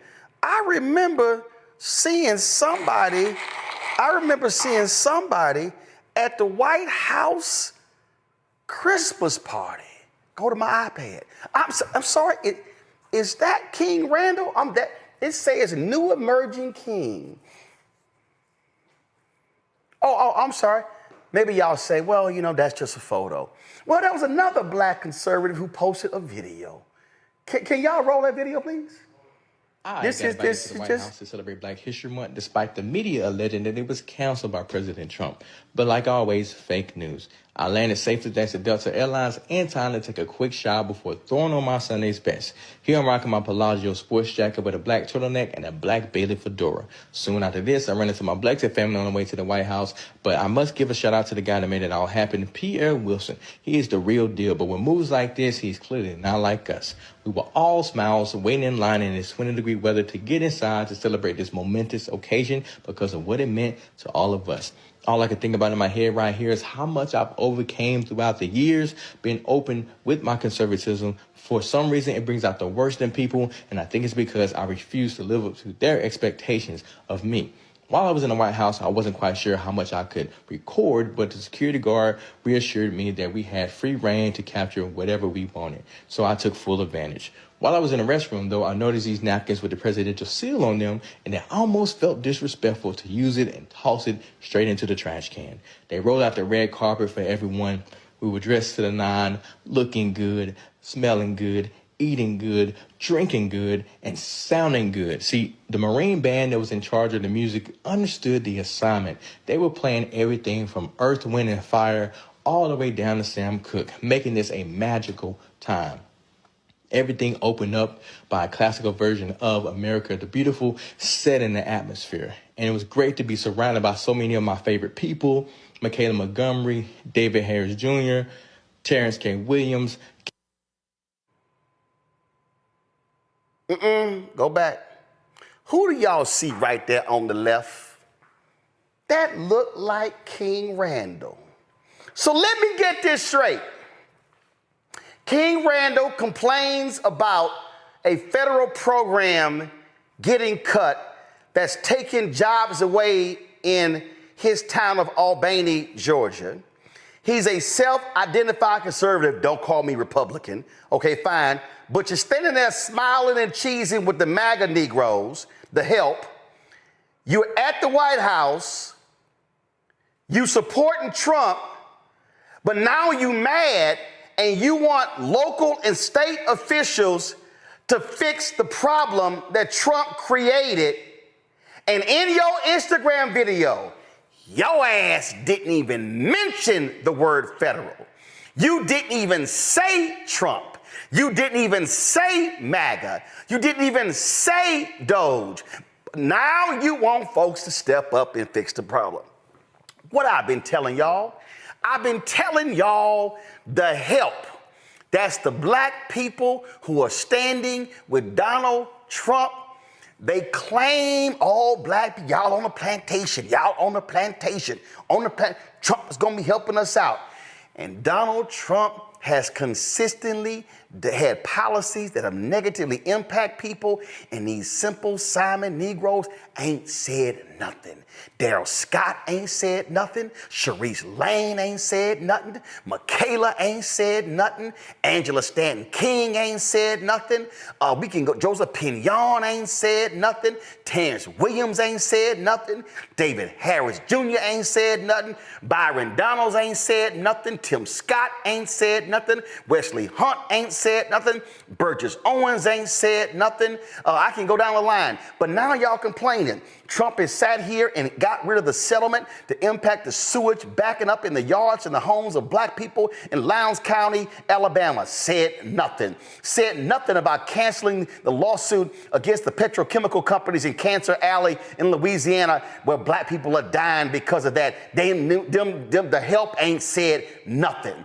So now you want us. Now you want to call on folks to stand up and fix the program. Come on, King Randall. You're supposed to be big and bold. You're supposed to be a big man on campus. Why is it you won't even say Donald Trump? You won't even say MAGA. You know why? Because y'all scared of your daddy.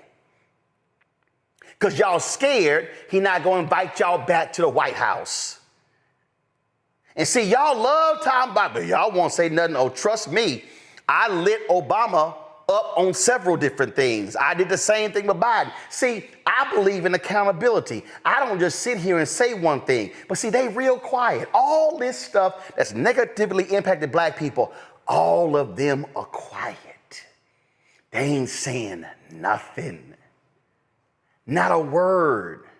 So come on, Randall. I dare you, Randall. I dare you to call your boy Lawrence B. Jones at Fox News, who's down on the morning couch, and say, Lawrence, can I please come on to make a personal appeal to Trump to restore the programming for this, the funding for this program so we don't lose these jobs? I don't think that's going to happen, because you know why? Because see, Lawrence B. Jones ain't trying to be on the bad side of Donald Trump, because they all trying to kiss that orange MAGA ass. So isn't it interesting that you come on my show, you talk shit on Twitter, you didn't think I was going to invite you, then you did a bait and switch where you came on my show, then you used my show to raise money for your school, but now you complain about job losses of young people in your town, and it's Trump's fault and you ain't saying a word. Ain't that interesting? I guess that's how it goes these days, Michaela. The help is quiet when it's time to speak up. I mean, that's why I wonder why. Melinda, I'm sorry. Go it's ahead. okay. It's okay. You were going off about Michaela. You're living rent-free in your head. You're upset. I get it. But no, I just think it's funny that people like us are apparently on the plantation, but we're not afraid to actually criticize our party or people that we vote for, but they will not say anything about Trump when it is explicitly his fault. I just looked it up. It's the Department of Labor, and it's about his budget. That's why they cut the Job Corps program. So it is directly a result of him voting for Trump, and he doesn't want to have to reconcile with the fact that he was a part of the problem that made this happen. No, Michael. Well, Roland, we tried to tell him, and how many times have I talked about this document on your show before? Okay, this deals with the policies of the Biden-Harris administration that help black people. The Biden-Harris administration advances equity, opportunity for black Americans and communities across the country. Okay, this documents that.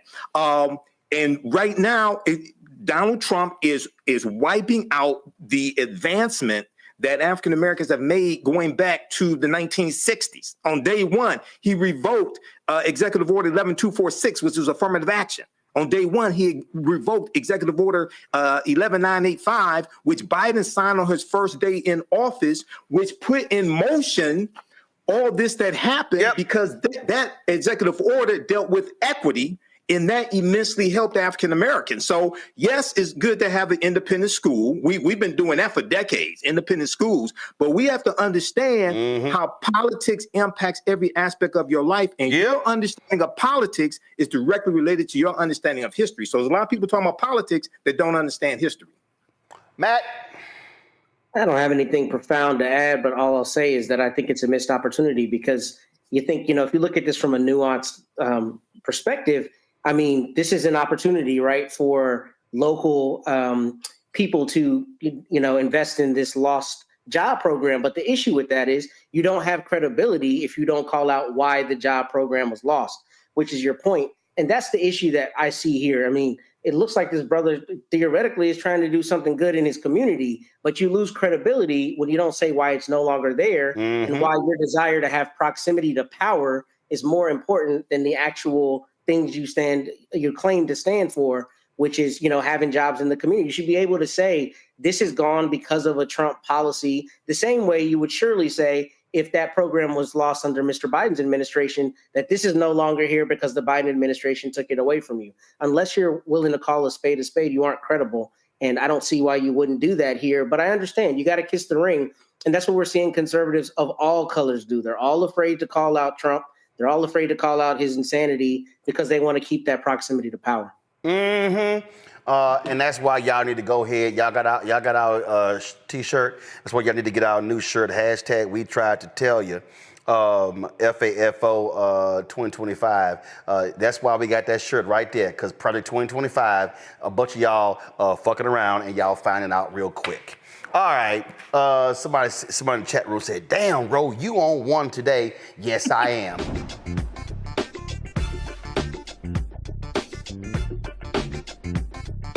Y'all already know, I did not watch that crap yesterday. We were in Memphis with Reverend Dr. William Barber. I told y'all I wasn't going to watch it. We were not even streaming it. We wasn't doing any of that. But then all of a sudden, Lord have mercy, folk start texting me, start calling me. And this how it all started. What the hell was that? Did you see that? Did you hear that? And I was like, what are y'all talking about? And they were talking about the closing prayer that was led by that fool out of Detroit, Lorenzo Powell. Is it Lorenzo Small? What's his last name? Oh, Sewell. I thought it was Lorenzo Small. Okay, Lorenzo Sewell. If y'all missed it, go ahead and roll it. We pray that you use our president, that we will live in a nation where we will not be judged by the color of our skin, but by the content of our character. Heavenly Father, in the name of Jesus, we are so grateful today that you will use our 47th president so we would sing with new meaning, my country, 'tis of thee. Sweet land of liberty, of thee I sing. Land where my fathers died, land of the pilgrim's pride from every mountainside. Let freedom ring, and because America is called to be a great nation, we believe that you will make this come true. So let freedom ring. From the prodigious hilltops of New Hampshire, let freedom ring. From the mighty mountains of New York, let freedom ring. From the heightening Alleghenies of Pennsylvania, let freedom ring. From the snow-capped Rockies of Colorado, let freedom ring. From the curvaceous hilltops of California, but God, we're asking you not only that, let freedom ring from Stone Mountain, Georgia. Let freedom ring from Lookout Mountain of Tennessee.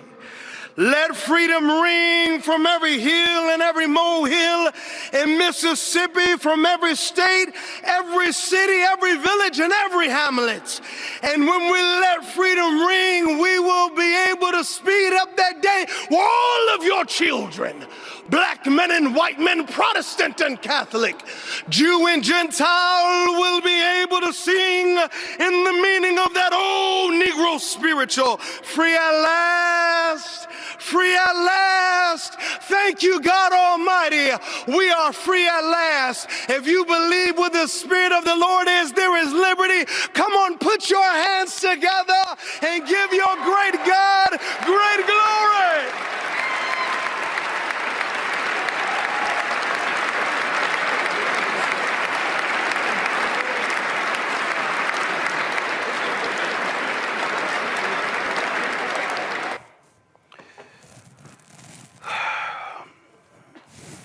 You know what I can't stand?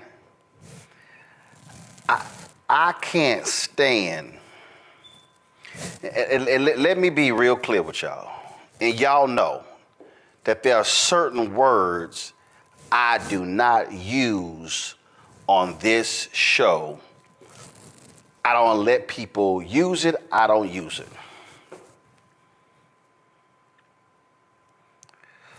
But that absolutely was a Sambo impersonation. That was a minstrel show. That was a damn abomination where that ratchet ass so-called preacher would dare use the words of Reverend Dr. Martin Luther King Jr. that he delivered on August 28, 1963, at the March on Washington for Jobs and Freedom, that he would bastardize those words at the behest in a prayer for a fake Christian, for a man who is atrocious and pathetic. And see, what's even more, and the reason I say bastardized, because this so-called preacher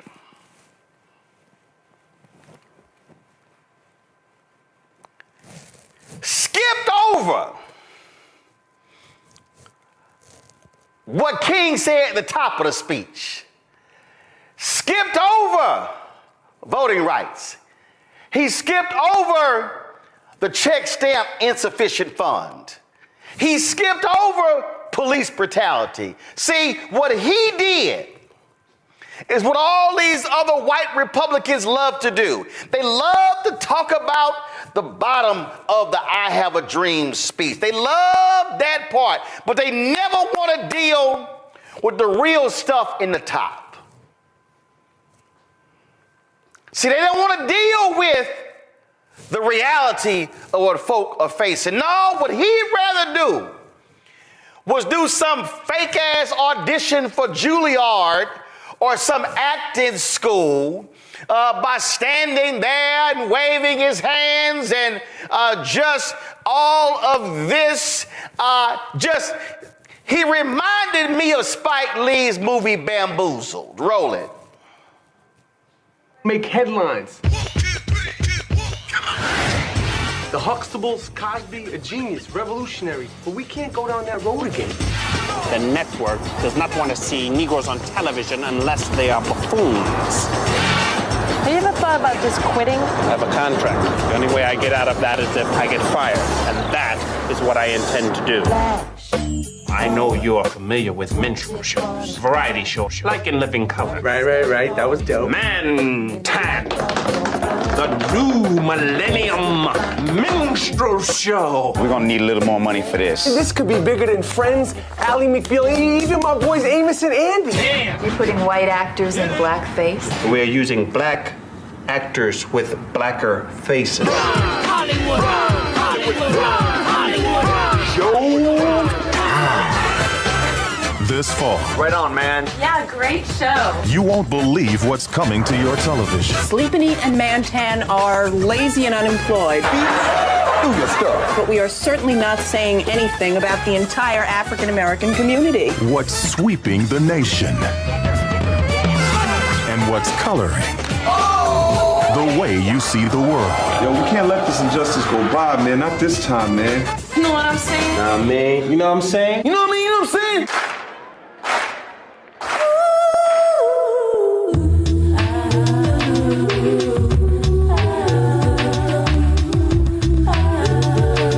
You notice that everybody white want to be black. How about raising up? They all act better, sound better. When are you going to come into the light? The light. The light. Your hands are just as bloody as mine. Cousins, I want you all to go to your windows.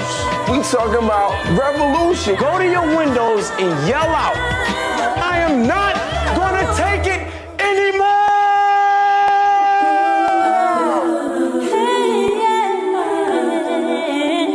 I don't want anything to do with anything black for at least a week.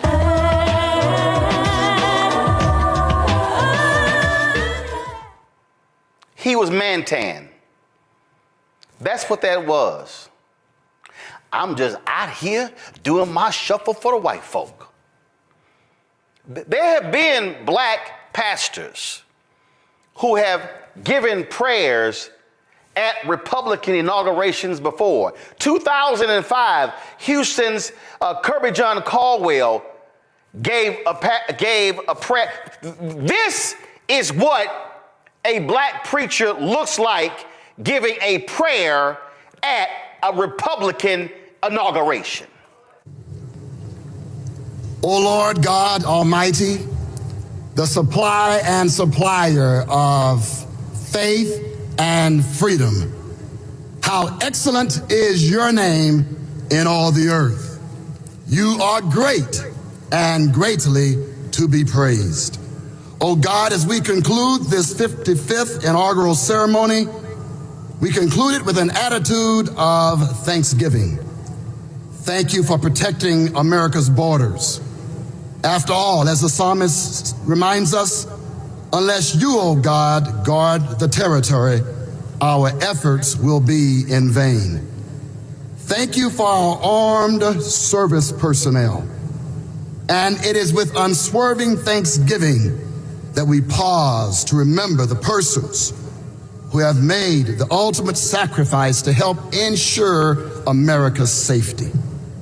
Thank you, O God, for surrounding our personnel, their families, their friends, and our allies with your favor and your faithfulness. Deploy your host from heaven so that your will for America will be performed on earth as it is already perfected in heaven. I confess that your face will shine upon the United States of America, granting us social peace and economic prosperity, particularly for the weary and the poor. I also confess, O God, that each American's latter days will be better than their former days. Let it be unto us according to your word. Rally the Republicans, the Democrats, and the independents around your common good so that America will truly become one nation under God, indivisible, with liberty, justice, and equal opportunity for all, including the least, the last, and the lost. Bless every elected official right now. Oh God, I declare your blessings to shower upon our President George W. Bush. Bless him, his family, and his administration. I once again declare that no weapon formed against them shall prosper. And God, forgive us for becoming so ensnarled in petty partisan politics that we miss your glory and flunk our purpose. Deliver us from the evil one, from evil itself, and from the mere appearance of evil. Give us clean hearts so that we might have clean agendas, clean priorities and programs, and even clean financial statements. And now unto you, O God, the one who always has been and always will be, the one King of kings and the true power broker, we glorify and honor you. Respecting persons of all faiths, I humbly submit this prayer in the name of Jesus Christ. Amen. See, that's called a prayer. What we saw by that fool, Lorenzo Sewell, was just complete and utter trash. Ben Watson, conservative brother. Ben tweeted this: Lorenzo Sewell is a complete disgrace. He should be ashamed of himself. What an embarrassment. He's absolutely right. And y'all, he made it worse. He made it worse because after he stood up there looking like a damn fool with his minstrel show, he then comes on social media to announce he's getting his own coin, his own meme coin, whatever the hell they call them, the latest fraud scam of Trump and his cohorts. Listen to this. I need you to do me a favor right now. I need you to go buy the official Lorenzo Sewell coin. I want you to be able to see politics become manifest, not just in a way where we're praying over political gatherings, but where we're seeing us become the hands and the feet of the Lord Jesus Christ. Would you help? Now, y'all notice in that despicable mocking of Dr. King, this in that minstrel show, Lorenzo Martin Sewell made no mention of Jesus and the poor. Lorenzo Martin Sewell made no mention of the least of these. Lorenzo Martin Sewell made no mention of Democrats and Republicans coming together to do what's right for the American people. No, what he did was give a minstrel performance for the ages to the world. That's what he did. But see, he didn't have the dignity nor the biblical understanding nor the gravitas, nor the common sense of Bishop Marion Edgar Budd, the bishop of the Episcopal Church Diocese of Washington, D.C., because see, today they had a national prayer service, and in her prayer, this is what she said to Trump and Vance and others assembled in the National Cathedral. Let me make one final plea, Mr. President. Millions have put their trust in you. And as you told the nation yesterday, you have felt the providential hand of a loving God. In the name of our God, I ask you to have mercy upon the people in our country who are scared now.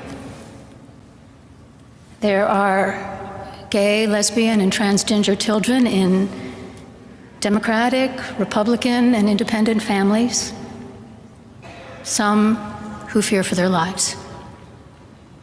And the people who pick our crops and clean our office buildings, who labor in poultry farms and meat packing plants, who wash the dishes after we eat in restaurants and work the night shifts in hospitals, they may not be citizens or have the proper documentation, but the vast majority of immigrants are not criminals. They pay taxes and are good neighbors. They are faithful members of our churches and mosques, synagogues, wadara, and temples. I ask you to have mercy, Mr. President, on those in our communities whose children fear that their parents will be taken away, and that you help those who are fleeing war zones and persecution in their own lands to find compassion and welcome here. Our God teaches us that we are to be merciful to the stranger, for we were all once strangers in this land. May God grant us the strength and courage to honor the dignity of every human being, to speak the truth to one another in love, and walk humbly with each other and our God for the good of all people in this nation and the world. Amen.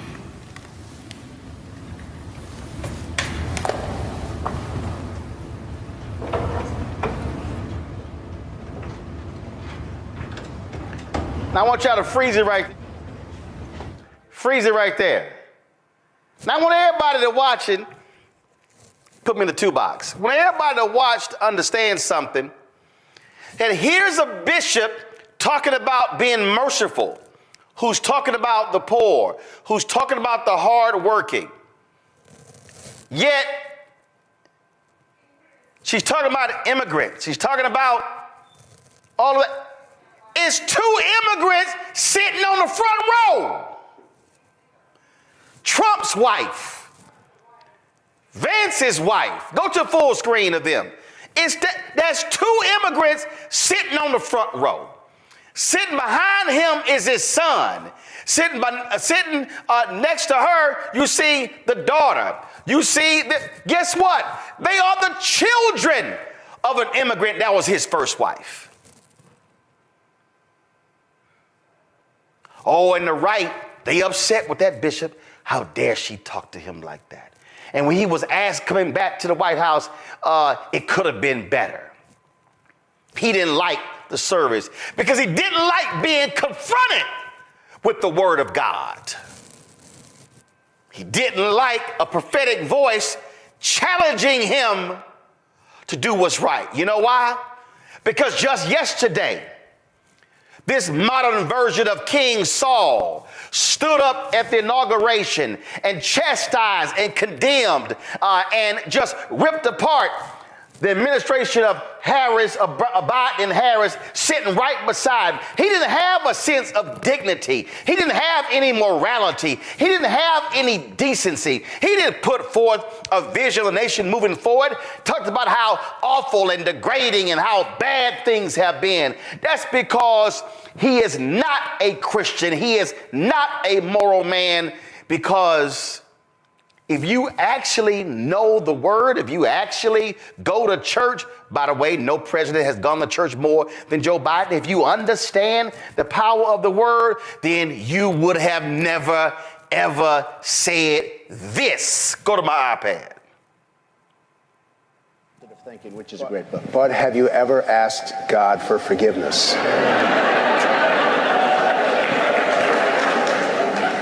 I'm not sure I have. I just go and try and do a better job from there. I don't think so. I think if I do something wrong, I think I just try and make it right. I don't bring God into that picture. I don't. Now, when I take, when we go in church and when I drink my little wine, which is about the only wine I drink, and have my little cracker, I guess that's a form of asking for forgiveness. And I do that as often as possible because I feel cleansed, okay? But, to me, that's important. I do that. But in terms of officially, I could say absolutely, and everybody, I don't think in terms of that. I think in terms of let's go on and let's make it right. That is a no good heathen speaking. And all of these white conservative evangelicals, and you can throw in some black ones too, have fallen for the okie doke.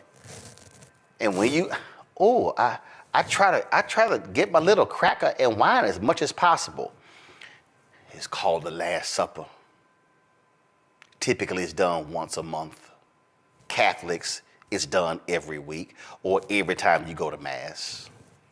He don't know that. He ain't got no clue. He has no clue about asking for forgiveness and mercy. He has no understanding of grace. He doesn't know anything about Jesus dying for all of our sins, because that man ain't no lover of Jesus. He is an absolute demonic individual who is he's an agent of Satan. And I told y'all before, if you really want to go biblical, see, really what we're dealing with, Donald Trump is King Saul. The people of Israel have been freed, and God said, I got y'all. They said, oh, no, everybody else got a king. We want a king. God said, what's up? I got y'all. No, we want a king. So he said, Samuel, okay, go ahead and give him a king. But let me tell y'all what your king is going to do to you.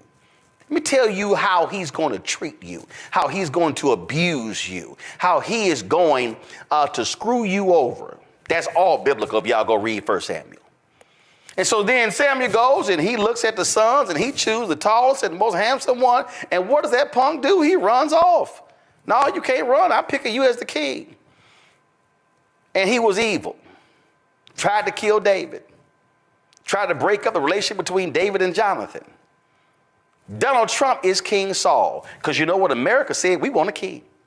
Oh, we want a king. Can we give us a king? Give us a king. So in his speech, I think that God saved me from the assassination because God wanted to make America great again. No, I think it's a little different, Don. I think God said, America, I'm going to give y'all the desires of your heart. Now, biblically, it does not mean that the desires of your heart actually means it's good. It means God will give you the desires of your heart.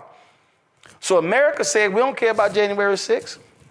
America said, we don't care about his ethics. We don't care about him grabbing women by their vagina. We don't care about his mistreatment. We don't care that he didn't pay people, businesses who did work for him. We don't care about the lawsuits. We don't care about the lying. We don't care about the mistreatment. We don't care about the degrading rhetoric. We don't care about none of that. We want a king.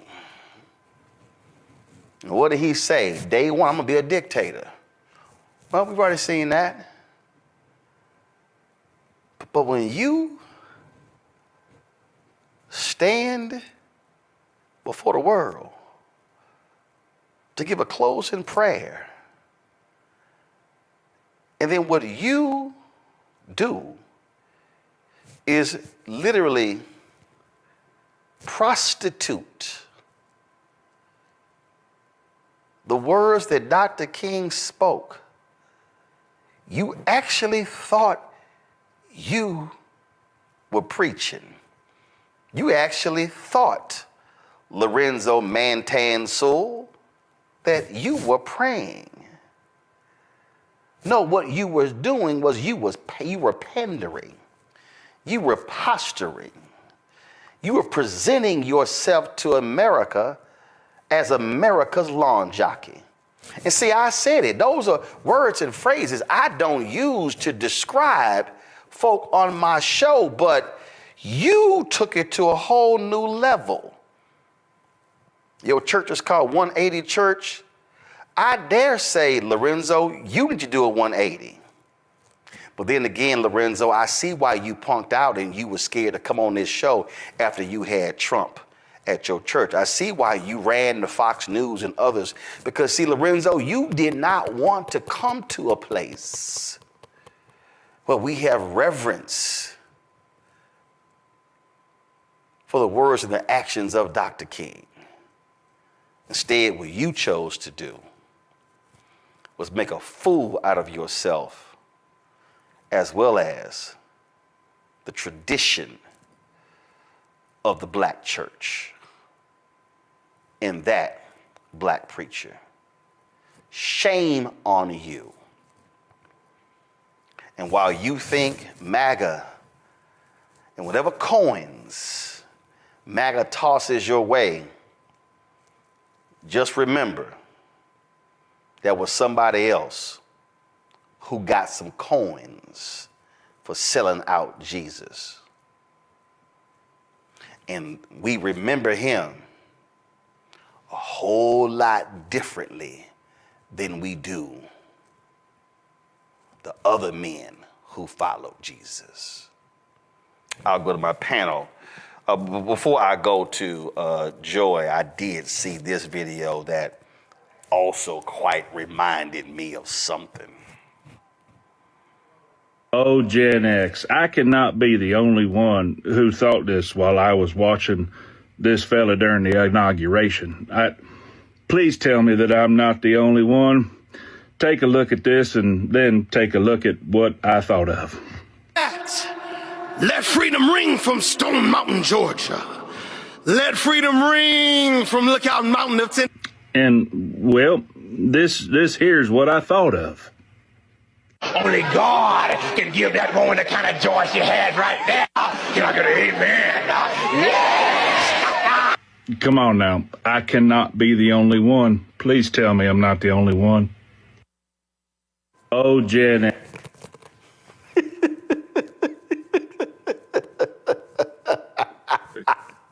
Go ahead, Joy. That'd be funny. I thought of that too. So I did watch yesterday. I am home in Florida, and my mom, we just couldn't resist.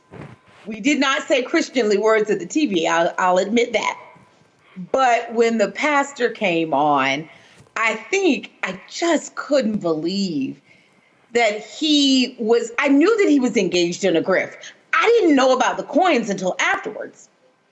But I knew, I was like, if he's engaged with Trump, there's a grift involved. There's money involved. There's some effort to defraud and confuse and befuddle and to make some money off of this engagement. It was the worst acting ever. And I've seen a lot of bad acting. I just couldn't believe it. And a bastardization of religion. Just so embarrassing. And they laughed at him. That's what's so great. Stop looking at him. Look at the people behind him. They were laughing at him. J.D. Vance's wife was also, she had my face. It was confusing and obviously he didn't read the room. I mean, none of those people appreciated what he was doing. Even they knew it was off. And Black Republicans, you can be a Black Republican. I love that you juxtaposed with the Bush first inaugural. Think about how divided we were even at that time. But we didn't have a Black preacher come on and make a complete mockery of himself, a performance. And so we know that this person is not any kind of true man of God. He couldn't possibly be and have done all of that. The person we should be focused on is the bishop who spoke today. She is a reminder of what religion should be, what it can be. And frankly, Donald Trump should have expected that some minister was going to speak directly to him. And I wasn't even as appalled at Donald Trump's face during the prayer breakfast, but J.D. Vance's face. He was looking around. He was obviously... No, he was looking down at Trump like, oh my Lord, she's saying to you, you gon', I can't believe, he was mad. He was mad. Power, first of all, Joy, here's what these folk don't understand. Well, they don't understand, I'm gonna pull Jonas here. The purpose of a preacher is to convict those sitting in the pews. They're not supposed to be there to affirm you. The preacher is supposed to use the word to challenge you and to call you into question and to call you to do better when you leave. And all of these right-wing folk, Joe, are mad and upset. Oh, take their 501c3 status. How dare she talk that way? Because she talked the way a preacher is supposed to talk to power. Yeah, that's right. I mean, that's the way Martin talked to power, right?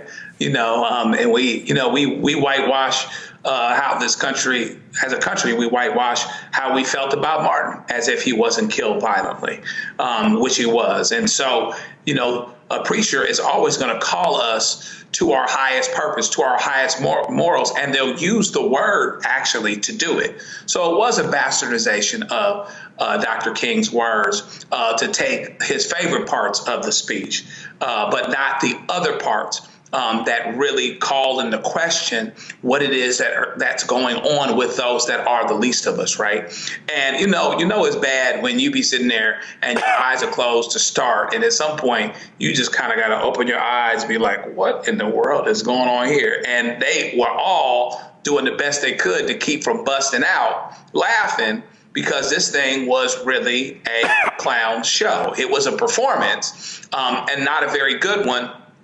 And it's not one that glorified God. It's not one that lift people up. All it did was, kind of kiss the president's behind, for lack of a better term. And so he sold himself out. But, it's probably not the first time he's done it. Probably won't be the last time. And since he was on minutes later talking about getting a commemorative coin, you know what his purpose is. And so the ministry yesterday did the right job. She did the right thing in terms of speaking to what it is that is supposed to be arisen out of us, our best instincts, reminding you this is the standard. You are in power and you have a position, and you have an ability to do this. And there'll also be accountability for not doing it. But that's another thing that the people that seem to be so excited that Donald Trump won, the evangelical types, the Christian types, or whatever else, they're not tripping off him not putting his hand on the Bible. Let Obama not put his hand on the Bible when he was swearing, I knew he was a Muslim and this and that and everything. Hell, they got mad at him over a flag pin. Right, yeah. In a tan suit. The hypocrisy is nuts. And what's so bad is that as a Christian, you stand on the outside and you just see non-Christians looking at this being like, nah, I'm good. Ain't no reason to jump into this because this ain't what's cracking like at all. So, it's going to be interesting to see how it all turns out and see the moment and time in which these so-called preachers stop undermining and undercutting their own salvation in order to kowtow to the president. Here's what I find to be hilarious, Mustafa. Go to my iPad. This fool he did an interview with a bunch of different people yesterday, and he said, quote, if you take politics out of the Bible, you have no Bible. He said that religious leaders need to, quote, equip all people to understand that the Bible is a political book. Well, it's interesting, Mustafa, because there's a whole bunch of stuff he skipped. There's a whole bunch of stuff he didn't want to bring up. And see, again, what offends me is that you want to quote Dr. King on MLK Day, and you want to talk about content of character and all that stuff, and from the hills and all that, but you skipped over the thesis. See, what he did was he gave them the hoop part of the sermon, but he skipped the scripture. He skipped the basis. And so that's what he did. And so that's why I have no respect for it. And of course, you go on to social media, you see all of these white conservatives. Oh my God, he was amazing. He was just, I would go to his church if I was in Detroit. That's the kind of pastor I will follow. And they're mad at the bishop today because the bishop today gave a sobering message and specifically said, Mr. President, she challenged him in terms of how he should be responding and how he should be acting as president. And that's what they cannot stand. They can't stand because what the right-wing evangelical conservative community has done is they have completely stripped grace and mercy and humanity and compassion and care from the Bible. And instead, what you get, Mustafa, is vitriol and hatred from these individuals. And then if they do talk about grace, it's what Dietrich Bonhoeffer called cheap grace, that they ask for. And so these folk want to hold themselves up to be somehow the paragons of virtue, the individuals who we understand and we represent the true body of Christ, when you have these fake frauds like Franklin Graham, who would rather ask for forgiveness of Donald Donald Trump, who's cheated on all of his wives, who's cheated in business, who cheated in money, yet he didn't question the Christianity of President Barack Obama. Yeah, well, one side of my family is ministers and deacons and deaconesses. So one of the things that I was taught as a young boy is that you don't play with God. And the bishop, and her demand to the president was saying, don't play with God. You've got this second chance. Sometimes God gives us the opportunity to be better, do better. So I hope that he does. Some folks, would probably not go that far, but I truly do, because I understand how many vulnerable people are out there. But, the other day I was also meditating and praying, and then I started writing. And, I was wondering who it was meant for. And the first stanza, I guess, is actually for Reverend Sewell, when I said all skin folk ain't kinfolk. Some grin for the win. Tap shoes clacking, backroom dealing, soul on auction, truth revealing. Dollars fold, but integrity bends. When devils pay, some friendships ends. So, I hope that he will realize the opportunity that he has. He's going to continue to have some form of a platform. I hope that that platform will be focused on our most vulnerable communities, on folks who are looking for some grace, who are looking for some protection, who are looking for some opportunity. And I hope as a minister that he would understand that that is the roots that he's supposed to come from, and that he will continue to share that message if he has the ear of the president, that he needs to do better with this second opportunity he has. Not the second opportunity at the presidency, but that second opportunity to actually be able to breathe in some air, to have a heartbeat continue on. There's I would not play with God if I had those types of situations. I wouldn't play with God anyway. But, we'll see how it all plays out.